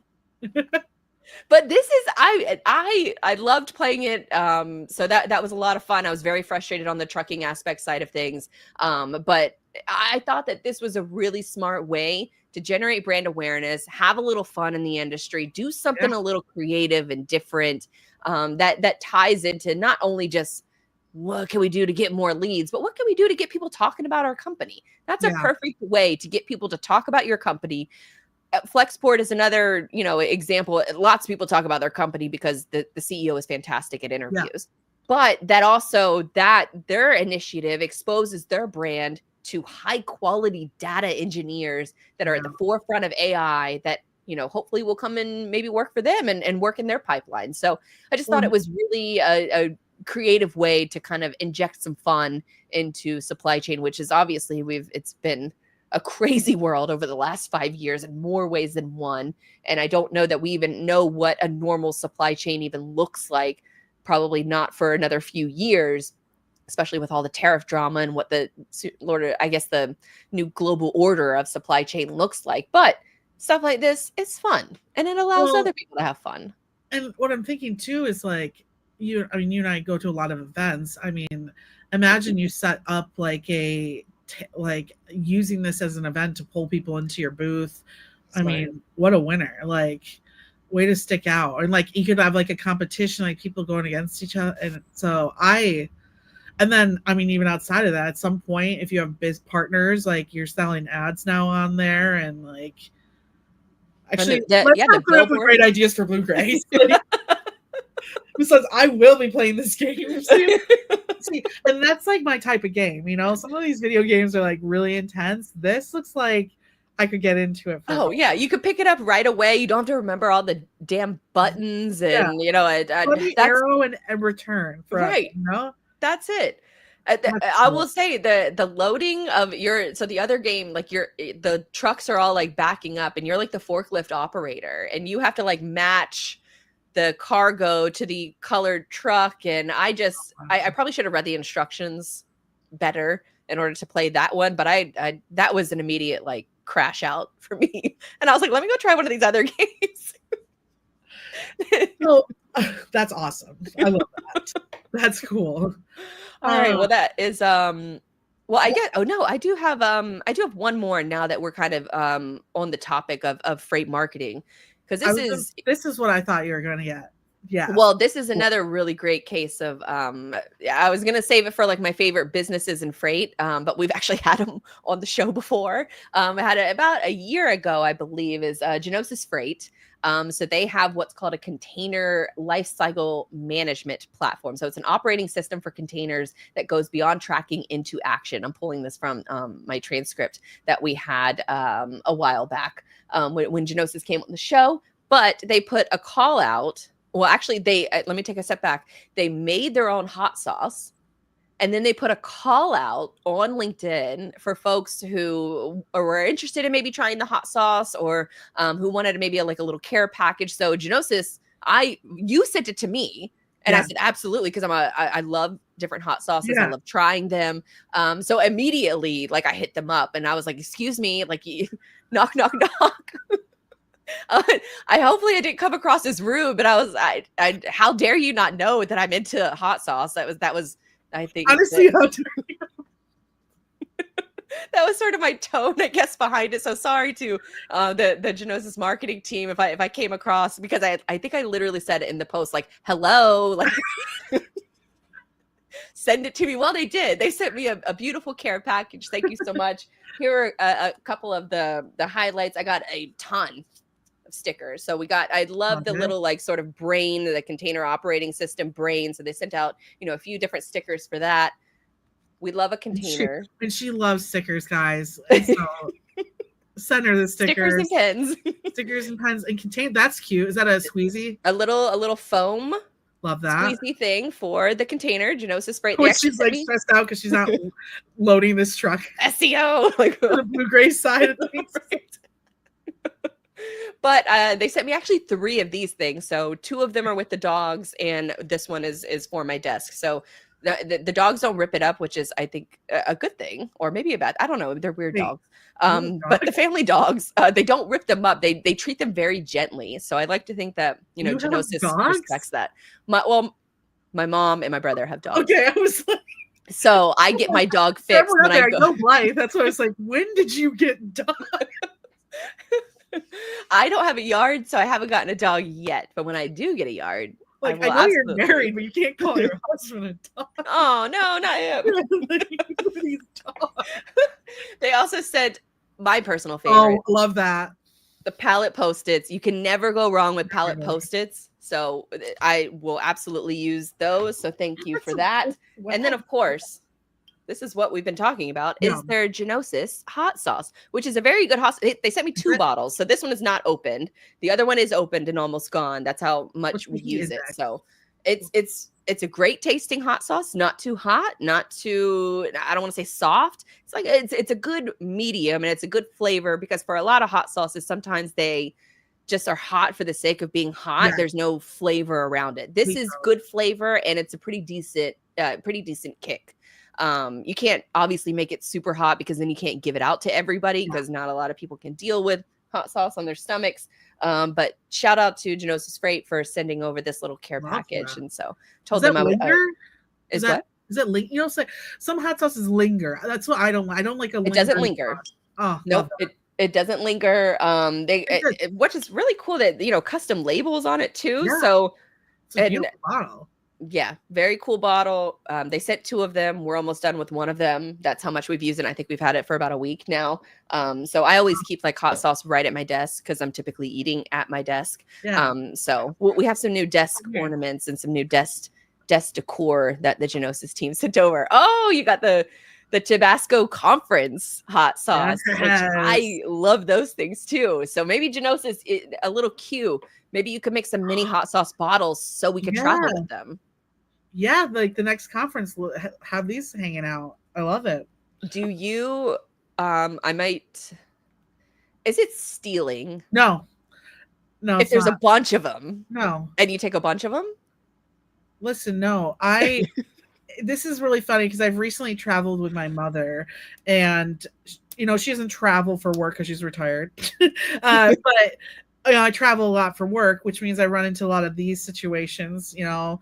No, I steal all and everything. All of it. I take so many. Honestly, I'll go. Sometimes I work at a Panera nearby. I will always leave there with a handful of ketchup packets. You never know when you need things like this.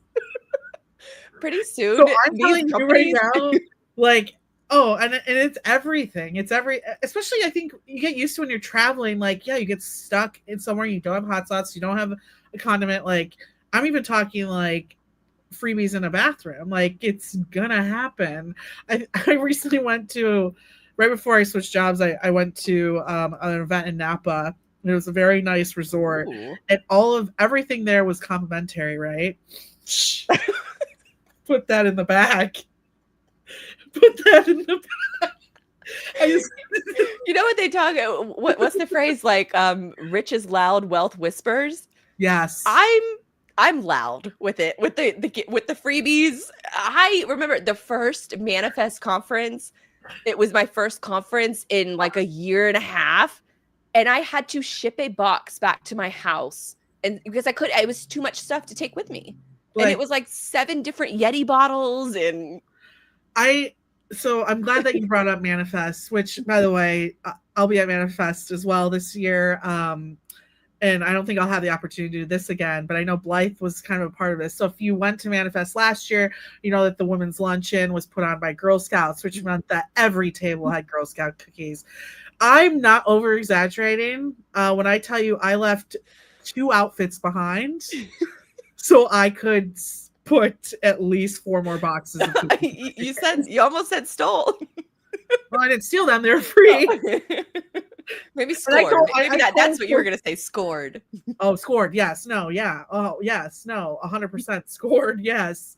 But I was just talking to Courtney a couple weeks ago about this, and I was telling her about, you know, how we left there with lots of cookies, and but I quite literally left. There was an outfit just didn't fit right, and I was like, you know what, you're staying. Decisions were made. Yeah, I said the Sheen outfit will stay and the cookies will come. So, cookies are probably worth more than the Shein outfit. And I don't have, my friends' kids aren't old enough to be selling cookies, so I'm just out here like trying to find cookies wherever I can get. And yeah, so I stuffed 6 boxes of Girl Scout cookies in my suitcase at Manifest. Maybe I did, maybe I didn't. I know. I only knows. I think at least I got at least 2. I think. Oh, I got too many. But those were such a fun giveaway that from Manifest, my Yeti DHL cup. I'm sorry, DHL. I covered up with a bunch of stickers. But they have the best giveaways, and sometimes now I'm never gonna ship a box. I don't say never.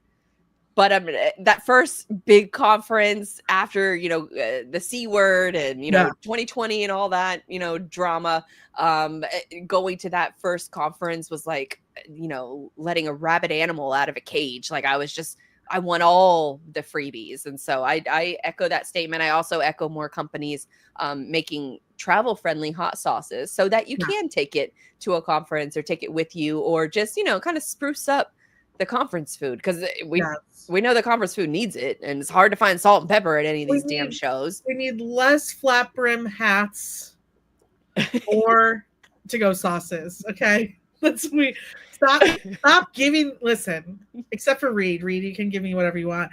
Stop giving me a hat. I don't wear it. Hats and shirts, I don't want any part of. Even notebooks to an extent, because I'm very particular about my notebook. I will tell you I want your shirt. And then 6 months later, when I spring clean, my future self will be yelling at me for taking that shirt. Yeah, the local charities have all of my logistic shirts. But I do still have all the convoy gear, because that company keeps rising. Oh, well, speaking of which, we do have the slot bracelet that's still... And that was a very fun party, and it lights up and everything, and yeah. Still got the cowboy hat somewhere. I brought it on my bachelorette, or you brought it on the bachelorette party. Hell yeah, I did. This is my favorite. It's like a future free. Wow, look what that turned into. Wow, I mean, it is beautiful. The cover is beautiful. It is.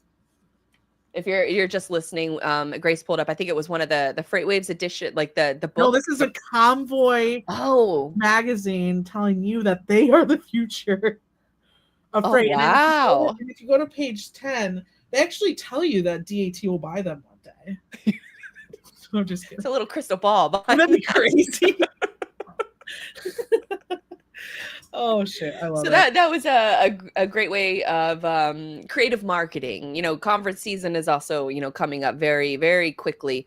Are you headed to any conferences soon? Yeesh, am I going to a conference? Yes, I am. So I will actually. So for everyone out there, Orderful does a lot of retail. So there's gonna be a lot more retail shows that you'll see me at. Oh, interesting. We have some really great plans for Sweet World. Actually, the next episode I'll probably talk about it, but we're hosting a really sick after party, Sweet. Huh. and that's gonna be a lot of fun. So for those out there, Orderful has built a really great EDI connector for NetSuite. So a lot of our customers who use NetSuite also use Orderful for their EDI integration. So we're going to go there and see a ton of our customers as well. And we're putting on a sick party with some really cool guests. So I'm excited that that's like one of the first things I get to work on is like party with some of the members of NWA, and there's more as well. So if you're like if you love 90s hip hop, we've got a couple of great people. Rob Bass, I got some great people. I'll give you more information on that the next episode when I can. Yeah, maybe we can talk about our conference circuit for the fall. I'm only doing one. So that's Inland JOC, my first JOC conference. So I'll be at that one. But I think I'm going to take it a little light on the conferences this and just do JOC and then Manifest, of course, because Manifest is just such a long prep time for me. We'll be there. I'll be there as well. Probably the other big one is we have Dynamics. So if you use Dynamics 365, we're going to be there in Orlando. The end of October. And then I potentially might be at TIA Tech. I have to call Don and yell at him about that. So I will, if I'm not at that, I'll be at Mexico. So even one of those. So what's going on in Mexico? Like a trip into Mexico, or we have a full company retreat. Oh. This is what it's like working for a big company. Like, help your girl out. Invite content creators. It's a future thing I'm working on, so don't even worry. You're in my head. But outside of that, Manifest, and then there'll be plenty of more coming. Probably with some really cool partners as well. Awesome. We have some really cool announcements coming in 2026, so it should be. And I noticed, or maybe I'm just noticing this, but it's a lot more companies are doing more customer focused conferences. Yes. So maybe instead of doing like sponsoring a big booth at a traditional conference, maybe you host your own and invite your customers and wine and dine them. Yep, and I think outside of that too is like, for instance, I went to cart.com, had this really great event, and it was to educate its customers on tariffs and just everything going on. And but what's really cool about that too is then they also had their own personal vendors sponsoring it. And then they could, so for instance, like they use Brex, so they had Brex there sponsoring it, but then Brex could use that opportunity to sell itself to some of its customers. So it was just like it was the first time where I'm like, oh, everyone's winning here, So thinking of things like that, I think is really fun. But yeah, a lot of stuff coming around the corner, so that should be cool. Well, that's cool. I think that's a good place to end this one. Yeah. All right. Well, let's move into our final segment, and that's personally our favorites. I think I don't have any qualms in saying that, but that's Source to Porch, and where we talk about the logistics of how your favorite products and services and solutions get from point A to point B. Grace, I'm going to let you kick off. Well, I guess I should say Grace Sharkey is back. Blythe Milligan here, Everything is Logistics podcast, and we are proudly presented by SPI Logistics. And so let's get into our Source to Porch segment. What did you pick for us this week? So a couple weekends ago, I got to go up north. I got to hang out in Lake Michigan, and it is hot here, okay? And someone brought up to me that part of the reason it's so hot and so humid right now is because of corn sweat. And you're probably like, what's corn with a C? Corn with... Well, yeah, the other corn too, like the. No, I didn't. When you first said it, I was. Corn with a C. Yes, yes, corn on the cob, corn sweat. thought you were like talking about like Corn the band. I'm like, well, they're great too. No. I thought you said the P word. No, corn. Okay. Gotcha. YouTube, you caught that? Corn sweat. Which I did put a short video in there if you want to throw that up on what exactly. And I will say on this video too, shout out to my little brother. This was actually produced by him and his daily job. Does he work in news? Yes. Okay, hold on. Let me bring it up. Give us hot weather. Hot weather. So what happens around the Midwest? This is a Midwest thing too. Iowa, Missouri, they all struggle through this. It's corn season. Our corn is growing. The deers are running out. We can't. It's insane out here. But the corn is actually contributing to the humidity levels through what it's called as corn sweats. And this kind of gives you a little bit detailed. Shout out to WLNS, local news. My little brother is the director of photography there. Shout out to Joe Sharkey. But here's a little taste of what corn sweat is. Welcome back for this week's Weather Wednesday. Corn sweats. You might not know what that means, but chances are you've seen it happen. Here's meteorologist Kelsey Emery to tell us all about this summertime phenomenon. If you're from the Midwest, then you're probably familiar with the phrase corn sweats and are probably used to hearing it around this time of year. But did you know there's a scientific name to what is actually going on? Let's dive into the science behind this phenomenon. As the crops of the Midwest, typically corn and soybeans, grow and mature, they too need to stay cool in the summertime heat. And just like we humans sweat to stay cool, plants do the same thing. The scientific name for this process is evapotranspiration, and according to the National Weather Service, this happens when water from the soil or leaves of a plant is transferred to the atmosphere. Now, this happens throughout the growing season. However, it reaches its peak as the crop continues to mature, which is typically during the late summer months towards the end of July and early August. Now, how does this impact the heat and humidity? Well, as the corn sweats occur, moisture from the plant is picked up by summer breezes and added directly to the air surrounding the crops. That added moisture from the crops can allow dew points to increase anywhere from 5 to 10 degrees, which only allows those feels-like temperatures to soar, providing little relief during the day and well into the night. So when you're sitting here and you're like, why does it feel like Florida in August? And it's because of the corn sweat. Now, the reason I brought this up is because I started thinking about corn, and it is a good old produce season's gonna be coming up here as we start cutting that all down. So I thought, well, where does all this? How does this corn get from, sweating in the fields to our table? And I specifically, I'm a big Michigander, so I thought interesting to see like where the Michigan corn in particular goes to. I'm surrounded by it. It's all over. If you can see, we can see it in my backyard, but if you went about a mile out, it's all corn for miles and miles. Now, it's interesting though, because corn has a very interesting like shelf life. It has to immediately get off, and within days, if not particularly hours during peak harvest, it has to get to the stores quickly. So volume wise, about 86 million pounds of corn is produced by Michigan alone. And a large part of it actually stays within the state. For Michiganders, for all those out there, Michigan really focuses more on like the sweet corn as well. Now it does get processed and taken off the cob at some point too for the canning aspect of it. So if you're buying sweet corn in stores, a lot of times that comes from Michigan.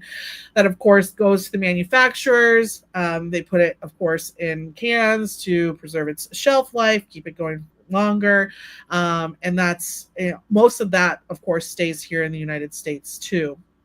Now, what I think is interesting is a lot of times, this is more for the dried corn out there. It usually will be seeded and then stored until it needs to go out in late winter and spring. So this is to replant it as it goes on.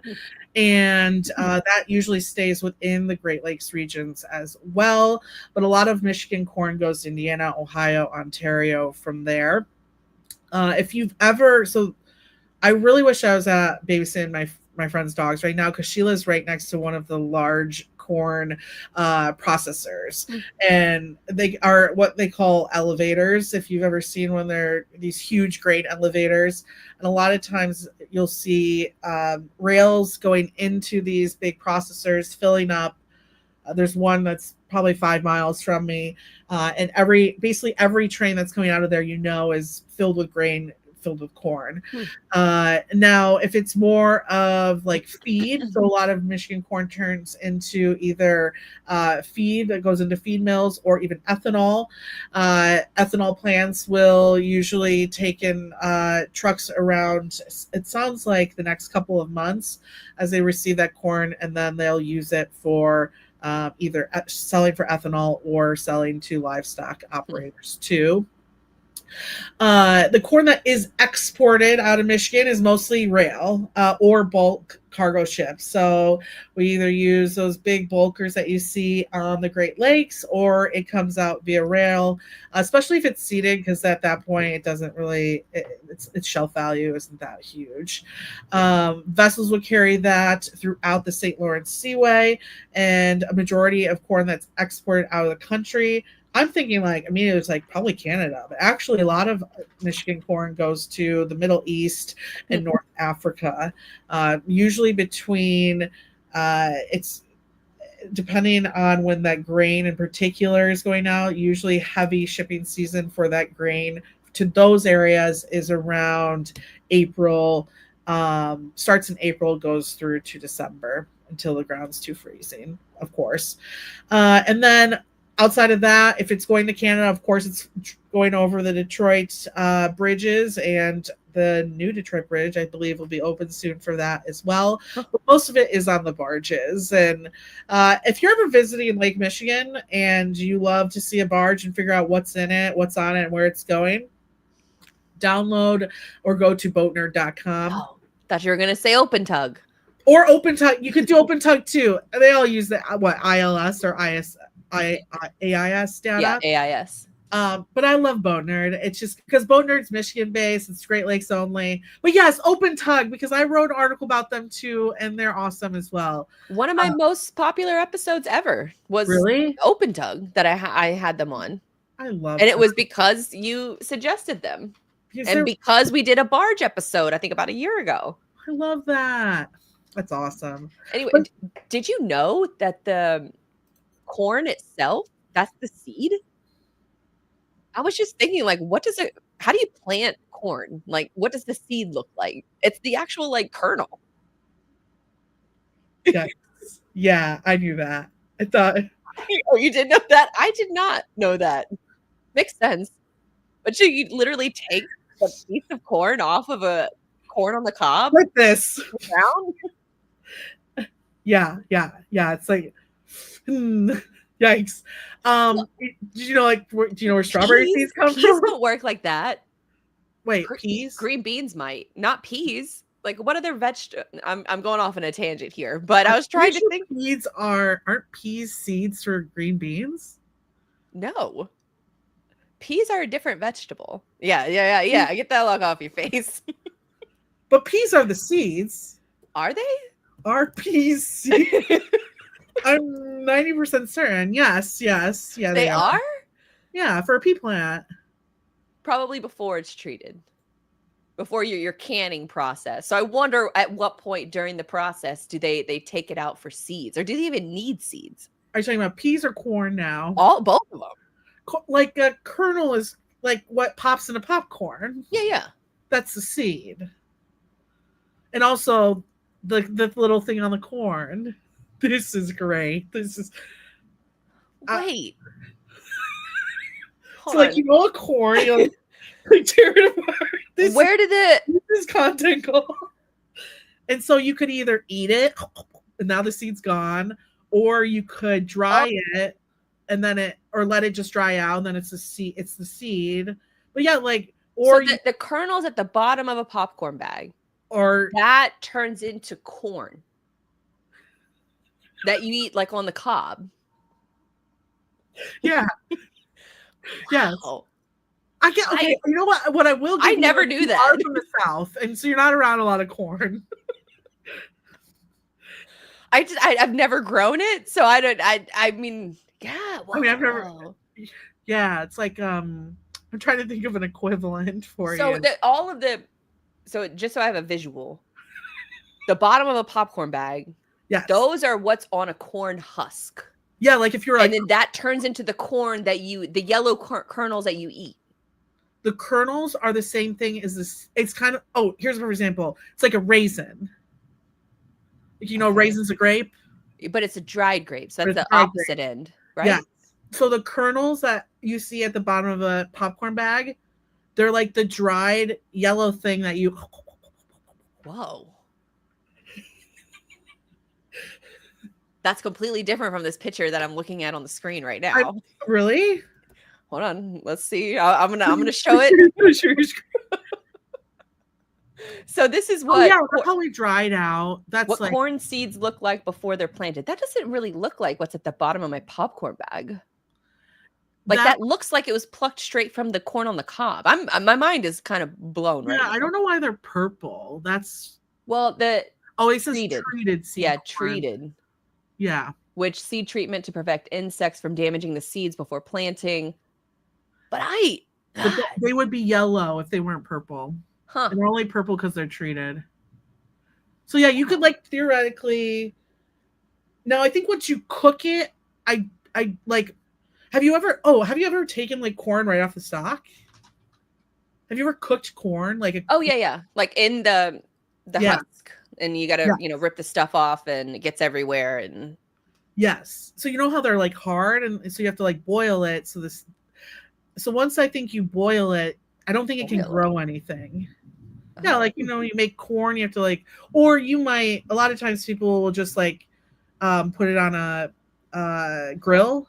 We soak it. So we soak it in water so that outside like husk can steam it almost when we put it in the oven. Yeah. So that's how we cook it here. But I had no idea that what you see at the bottom of the popcorn bag is like part of that life cycle. I think where I'm getting confused is like, is that the start of the life cycle, what it looks like at the bottom of the bag? Or is that after you've cooked it and treated it? No, I think popcorn's probably treated a little bit for like taste. How does corn? I'm just gonna look up like corn seed life cycle. So popcorn is made from a specific type of corn kernel that when heated transforms into a fluffy sack. So yeah, it's literally the kernel. It's what comes off of the. Whoa, weird. Yeah. I'm just putting connecting a lot of dots here, right on live. That's why we have no live viewers right now. Well, I guess to your credit, like Florida's not known for its corn, I know. Ask me about citrus, and I'll be able to tell you anything. Which I should probably have included. Maybe I'll do that in a future episode. Talk about it's like citrus. Sunflower seeds. Like how sunflower seeds are just the center of the sunflower. Yeah. It's like so I have grown those, so I do know that. But I think my mind was just blown because I'm like, whoa, the hard things at the bottom of the popcorn bag that you could like pluck it off of the corn on the cob. And you could potentially regrow it. That's crazy. But I think it's been treated so much at that point, I don't think it would grow. Yeah. I think if you ever gone somewhere and like you can buy corn that's like dried basically. Yeah. For like decoration. I think if you put that in the ground, that would grow. Whoa. Yeah. But it wouldn't be corn that you want to eat. That's like more like the livestock corn or like the ethanol type corn. It would depend if it's been treated, but if it wasn't treated and someone just like plucked it off a thing and let it dry, I think you would grow. Whoa. You learn something new every day. I'm looking at, we're discovering here today. So yeah, there's your source report. I am going to, when I go to bed tonight and I pull up my YouTube playlist, I'm going to be looking at corn. My husband's going to say, what are we doing here? It's time for bed. Get this off of our that's TV. what I'm loving more is that knowing that your husband's going to be like, what's happening? Oh, I love it. We're all going to learn together. You learn something new every day. That's what I love about this. You taught me about SEO, which probably seemed super simple for you. And I taught you about corn, which felt super simple to me. And so this episode has been fulfilled. And corn sweats. I didn't even know that was a thing. But now it makes sense why some of my plants do a little bit better if I not only obviously water them, but water their leaves too. Yes. Well, and I think it's more so just knowing, like, at this time, like, when it gets so hot and humid right now, it's because if I was more up north, not surrounded by corn, I wouldn't probably be as hot as I am down here. Yeah, that makes a ton of sense. All right, let's get into the last one and the last source to porch for this episode, and that's because I saw this tweet come across my timeline the other day, and for folks of a certain age, you might remember what this sound is, and I'm just gonna play it, and I know you're seeing it on the screen, so let's play the sound.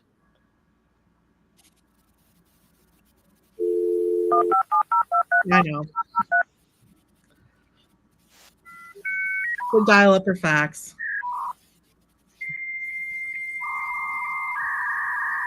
Oh,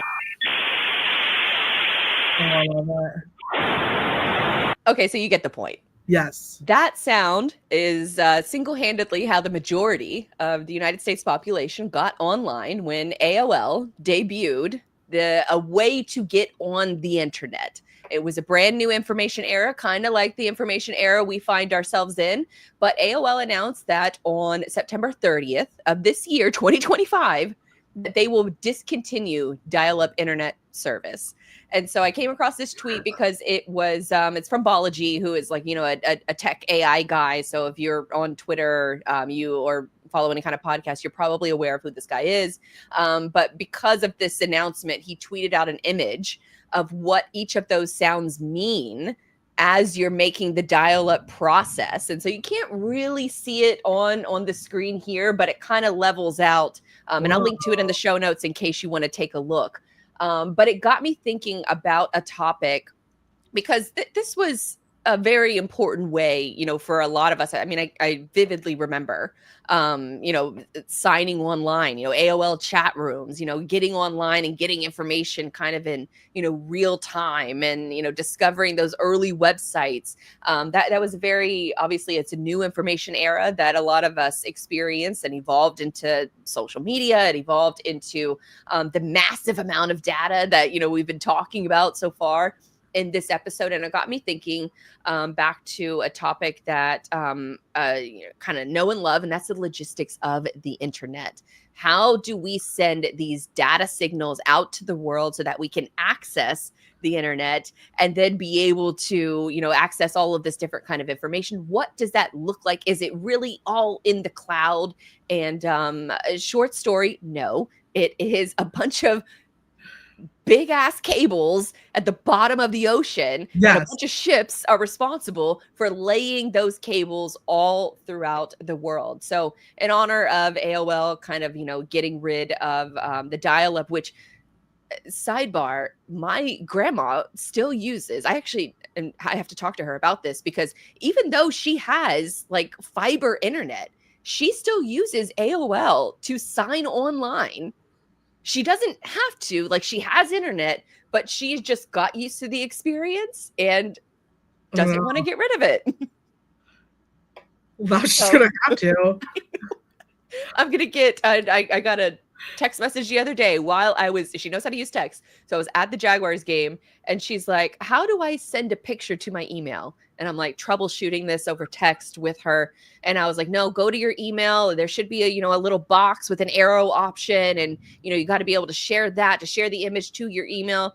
And she's like, "I can't figure it out. Here's the picture. Can you email it to me?" So like I'm trying to watch the Jaguar game and then troubleshoot sending photos for my grandma. So that is her level of internet expertise, is that she just doesn't want to figure it out. She just hands it to me and tells me to figure it out. So I'll probably have to make a note of how to help her get online, even though she's already online. She doesn't have to do the dial-up process anymore. But that was a very like pivotal point of entry for the internet for a lot of people. Did you have to, do the whole like AOL sign online? I was the girl in my household who made it happen. I think my generation, like, our parents weren't ever going to figure it out, and we had to like tell them it's time for us to get internet. So yeah, 100%. And like having to like, hey, the phone's not going to work, all that fun stuff. Yeah. Oh, Gerd Rocks My Socks is my AOL sign-in name. I previously have covered the logistics of the internet on Cyberly, Yes. RIP. This was on, a Freightwave show that for about a year and a half. It was about Yeesh. B2B marketing and tech. But I covered this back then and I pulled this image, and I don't know if it's actually going to show it. It won't show it, but I pulled this image because Freightwave still has all my image files for each one of my shows. But in very large text, I've been archived into a folder that says not airing. And then I have all of my image files. So I get it. You got to do your own like data organization. But if you're looking at the screen or if you're just listening, what we are looking at is an image of all of the cables, the internet cables that have been laid across our oceans, all across the world. And it looks like flight patterns. And the process of laying these cables is really, really interesting. So I want to bring up a clip for that. Hold on just a second. These shorts like plates, so crazy every time. So this is how internet cables are laid on the ocean floor. I just realized I'm not sharing my screen. Great. Yeah, I was like, you were, but. Well, let's share it again. Here we go. Now we can start fresh. This is going to be crazy. I've always wondered this too. So if you're just listening, I'm just going to briefly explain it. They have these big ships and they have almost like a giant wire coil that is on top of the ship, almost like I don't want to say like a flatbed ship, but imagine like a flatbed truck, but a flatbed ship. And they have these giant coils of the internet cables that they, has fiber optics inside of it. And I'll explain that briefly here in just a second. But here is how the ship is laying the cables at the bottom of the ocean. Did you know how internet cables have been laid in the sea to keep us connected to the internet anywhere in the world?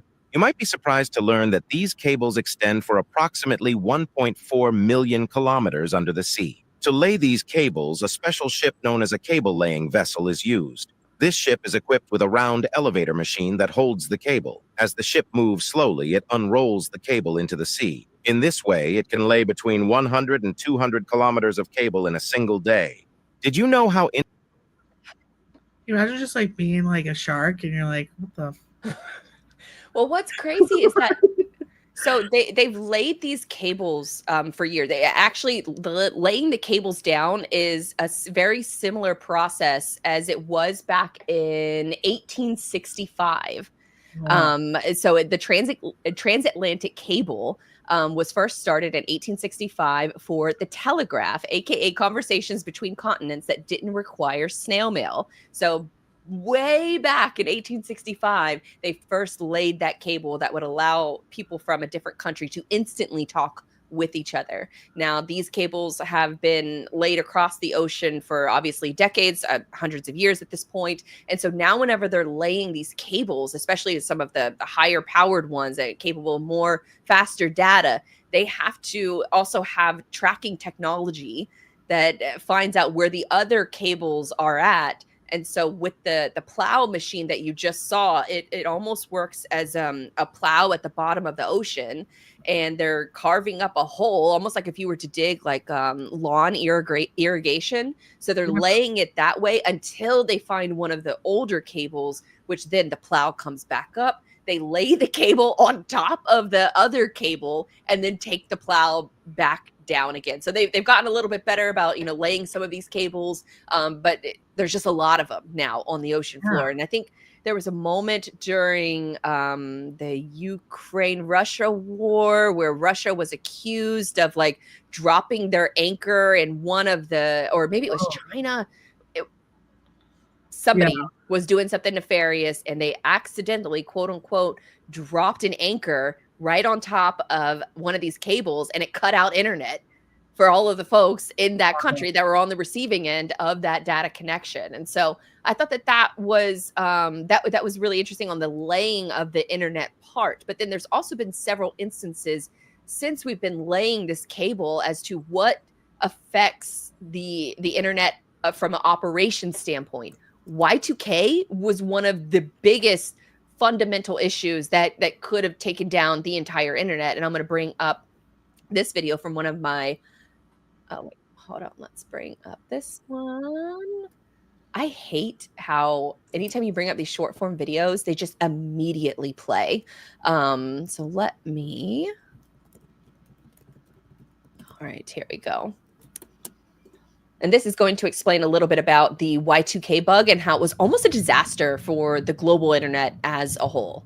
Dollar computer bug never actually happened. Up until the 1990s, computers conserved memory by only storing the last 2 digits of a year. However, with the century approaching, this meant that PCs wouldn't be able to differentiate between, say, 1901 and 2001. This is famously known as the Y2K problem, and experts estimated that entire industries would get wiped out. However, come midnight on January 1st, 2000, the expected issues ended up being minimal. So that's a good point from like the engineer's standpoint, that they were able to reprogram the way computers function, because mass adoption of computers didn't even happen until probably the late 90s for mass adoption. So this is a problem that they were thinking about for a long time, and it could have taken down the internet as a whole, communications as a whole, which, may, kind of good or bad, but billions were spent rewriting software for the Y2K bug. Programmers spent days leading up to New Year's Eve hoping that the software would function, and it did, and a global crisis was avoided. So shout out to those programmers, but it was likely the biggest risk to our internet that we've ever or will ever experience, obviously, unless a comet like hits our... Which and now is like have you heard of the comet that's out there that could hit us by 2030? Yeah. Sidebar. Okay.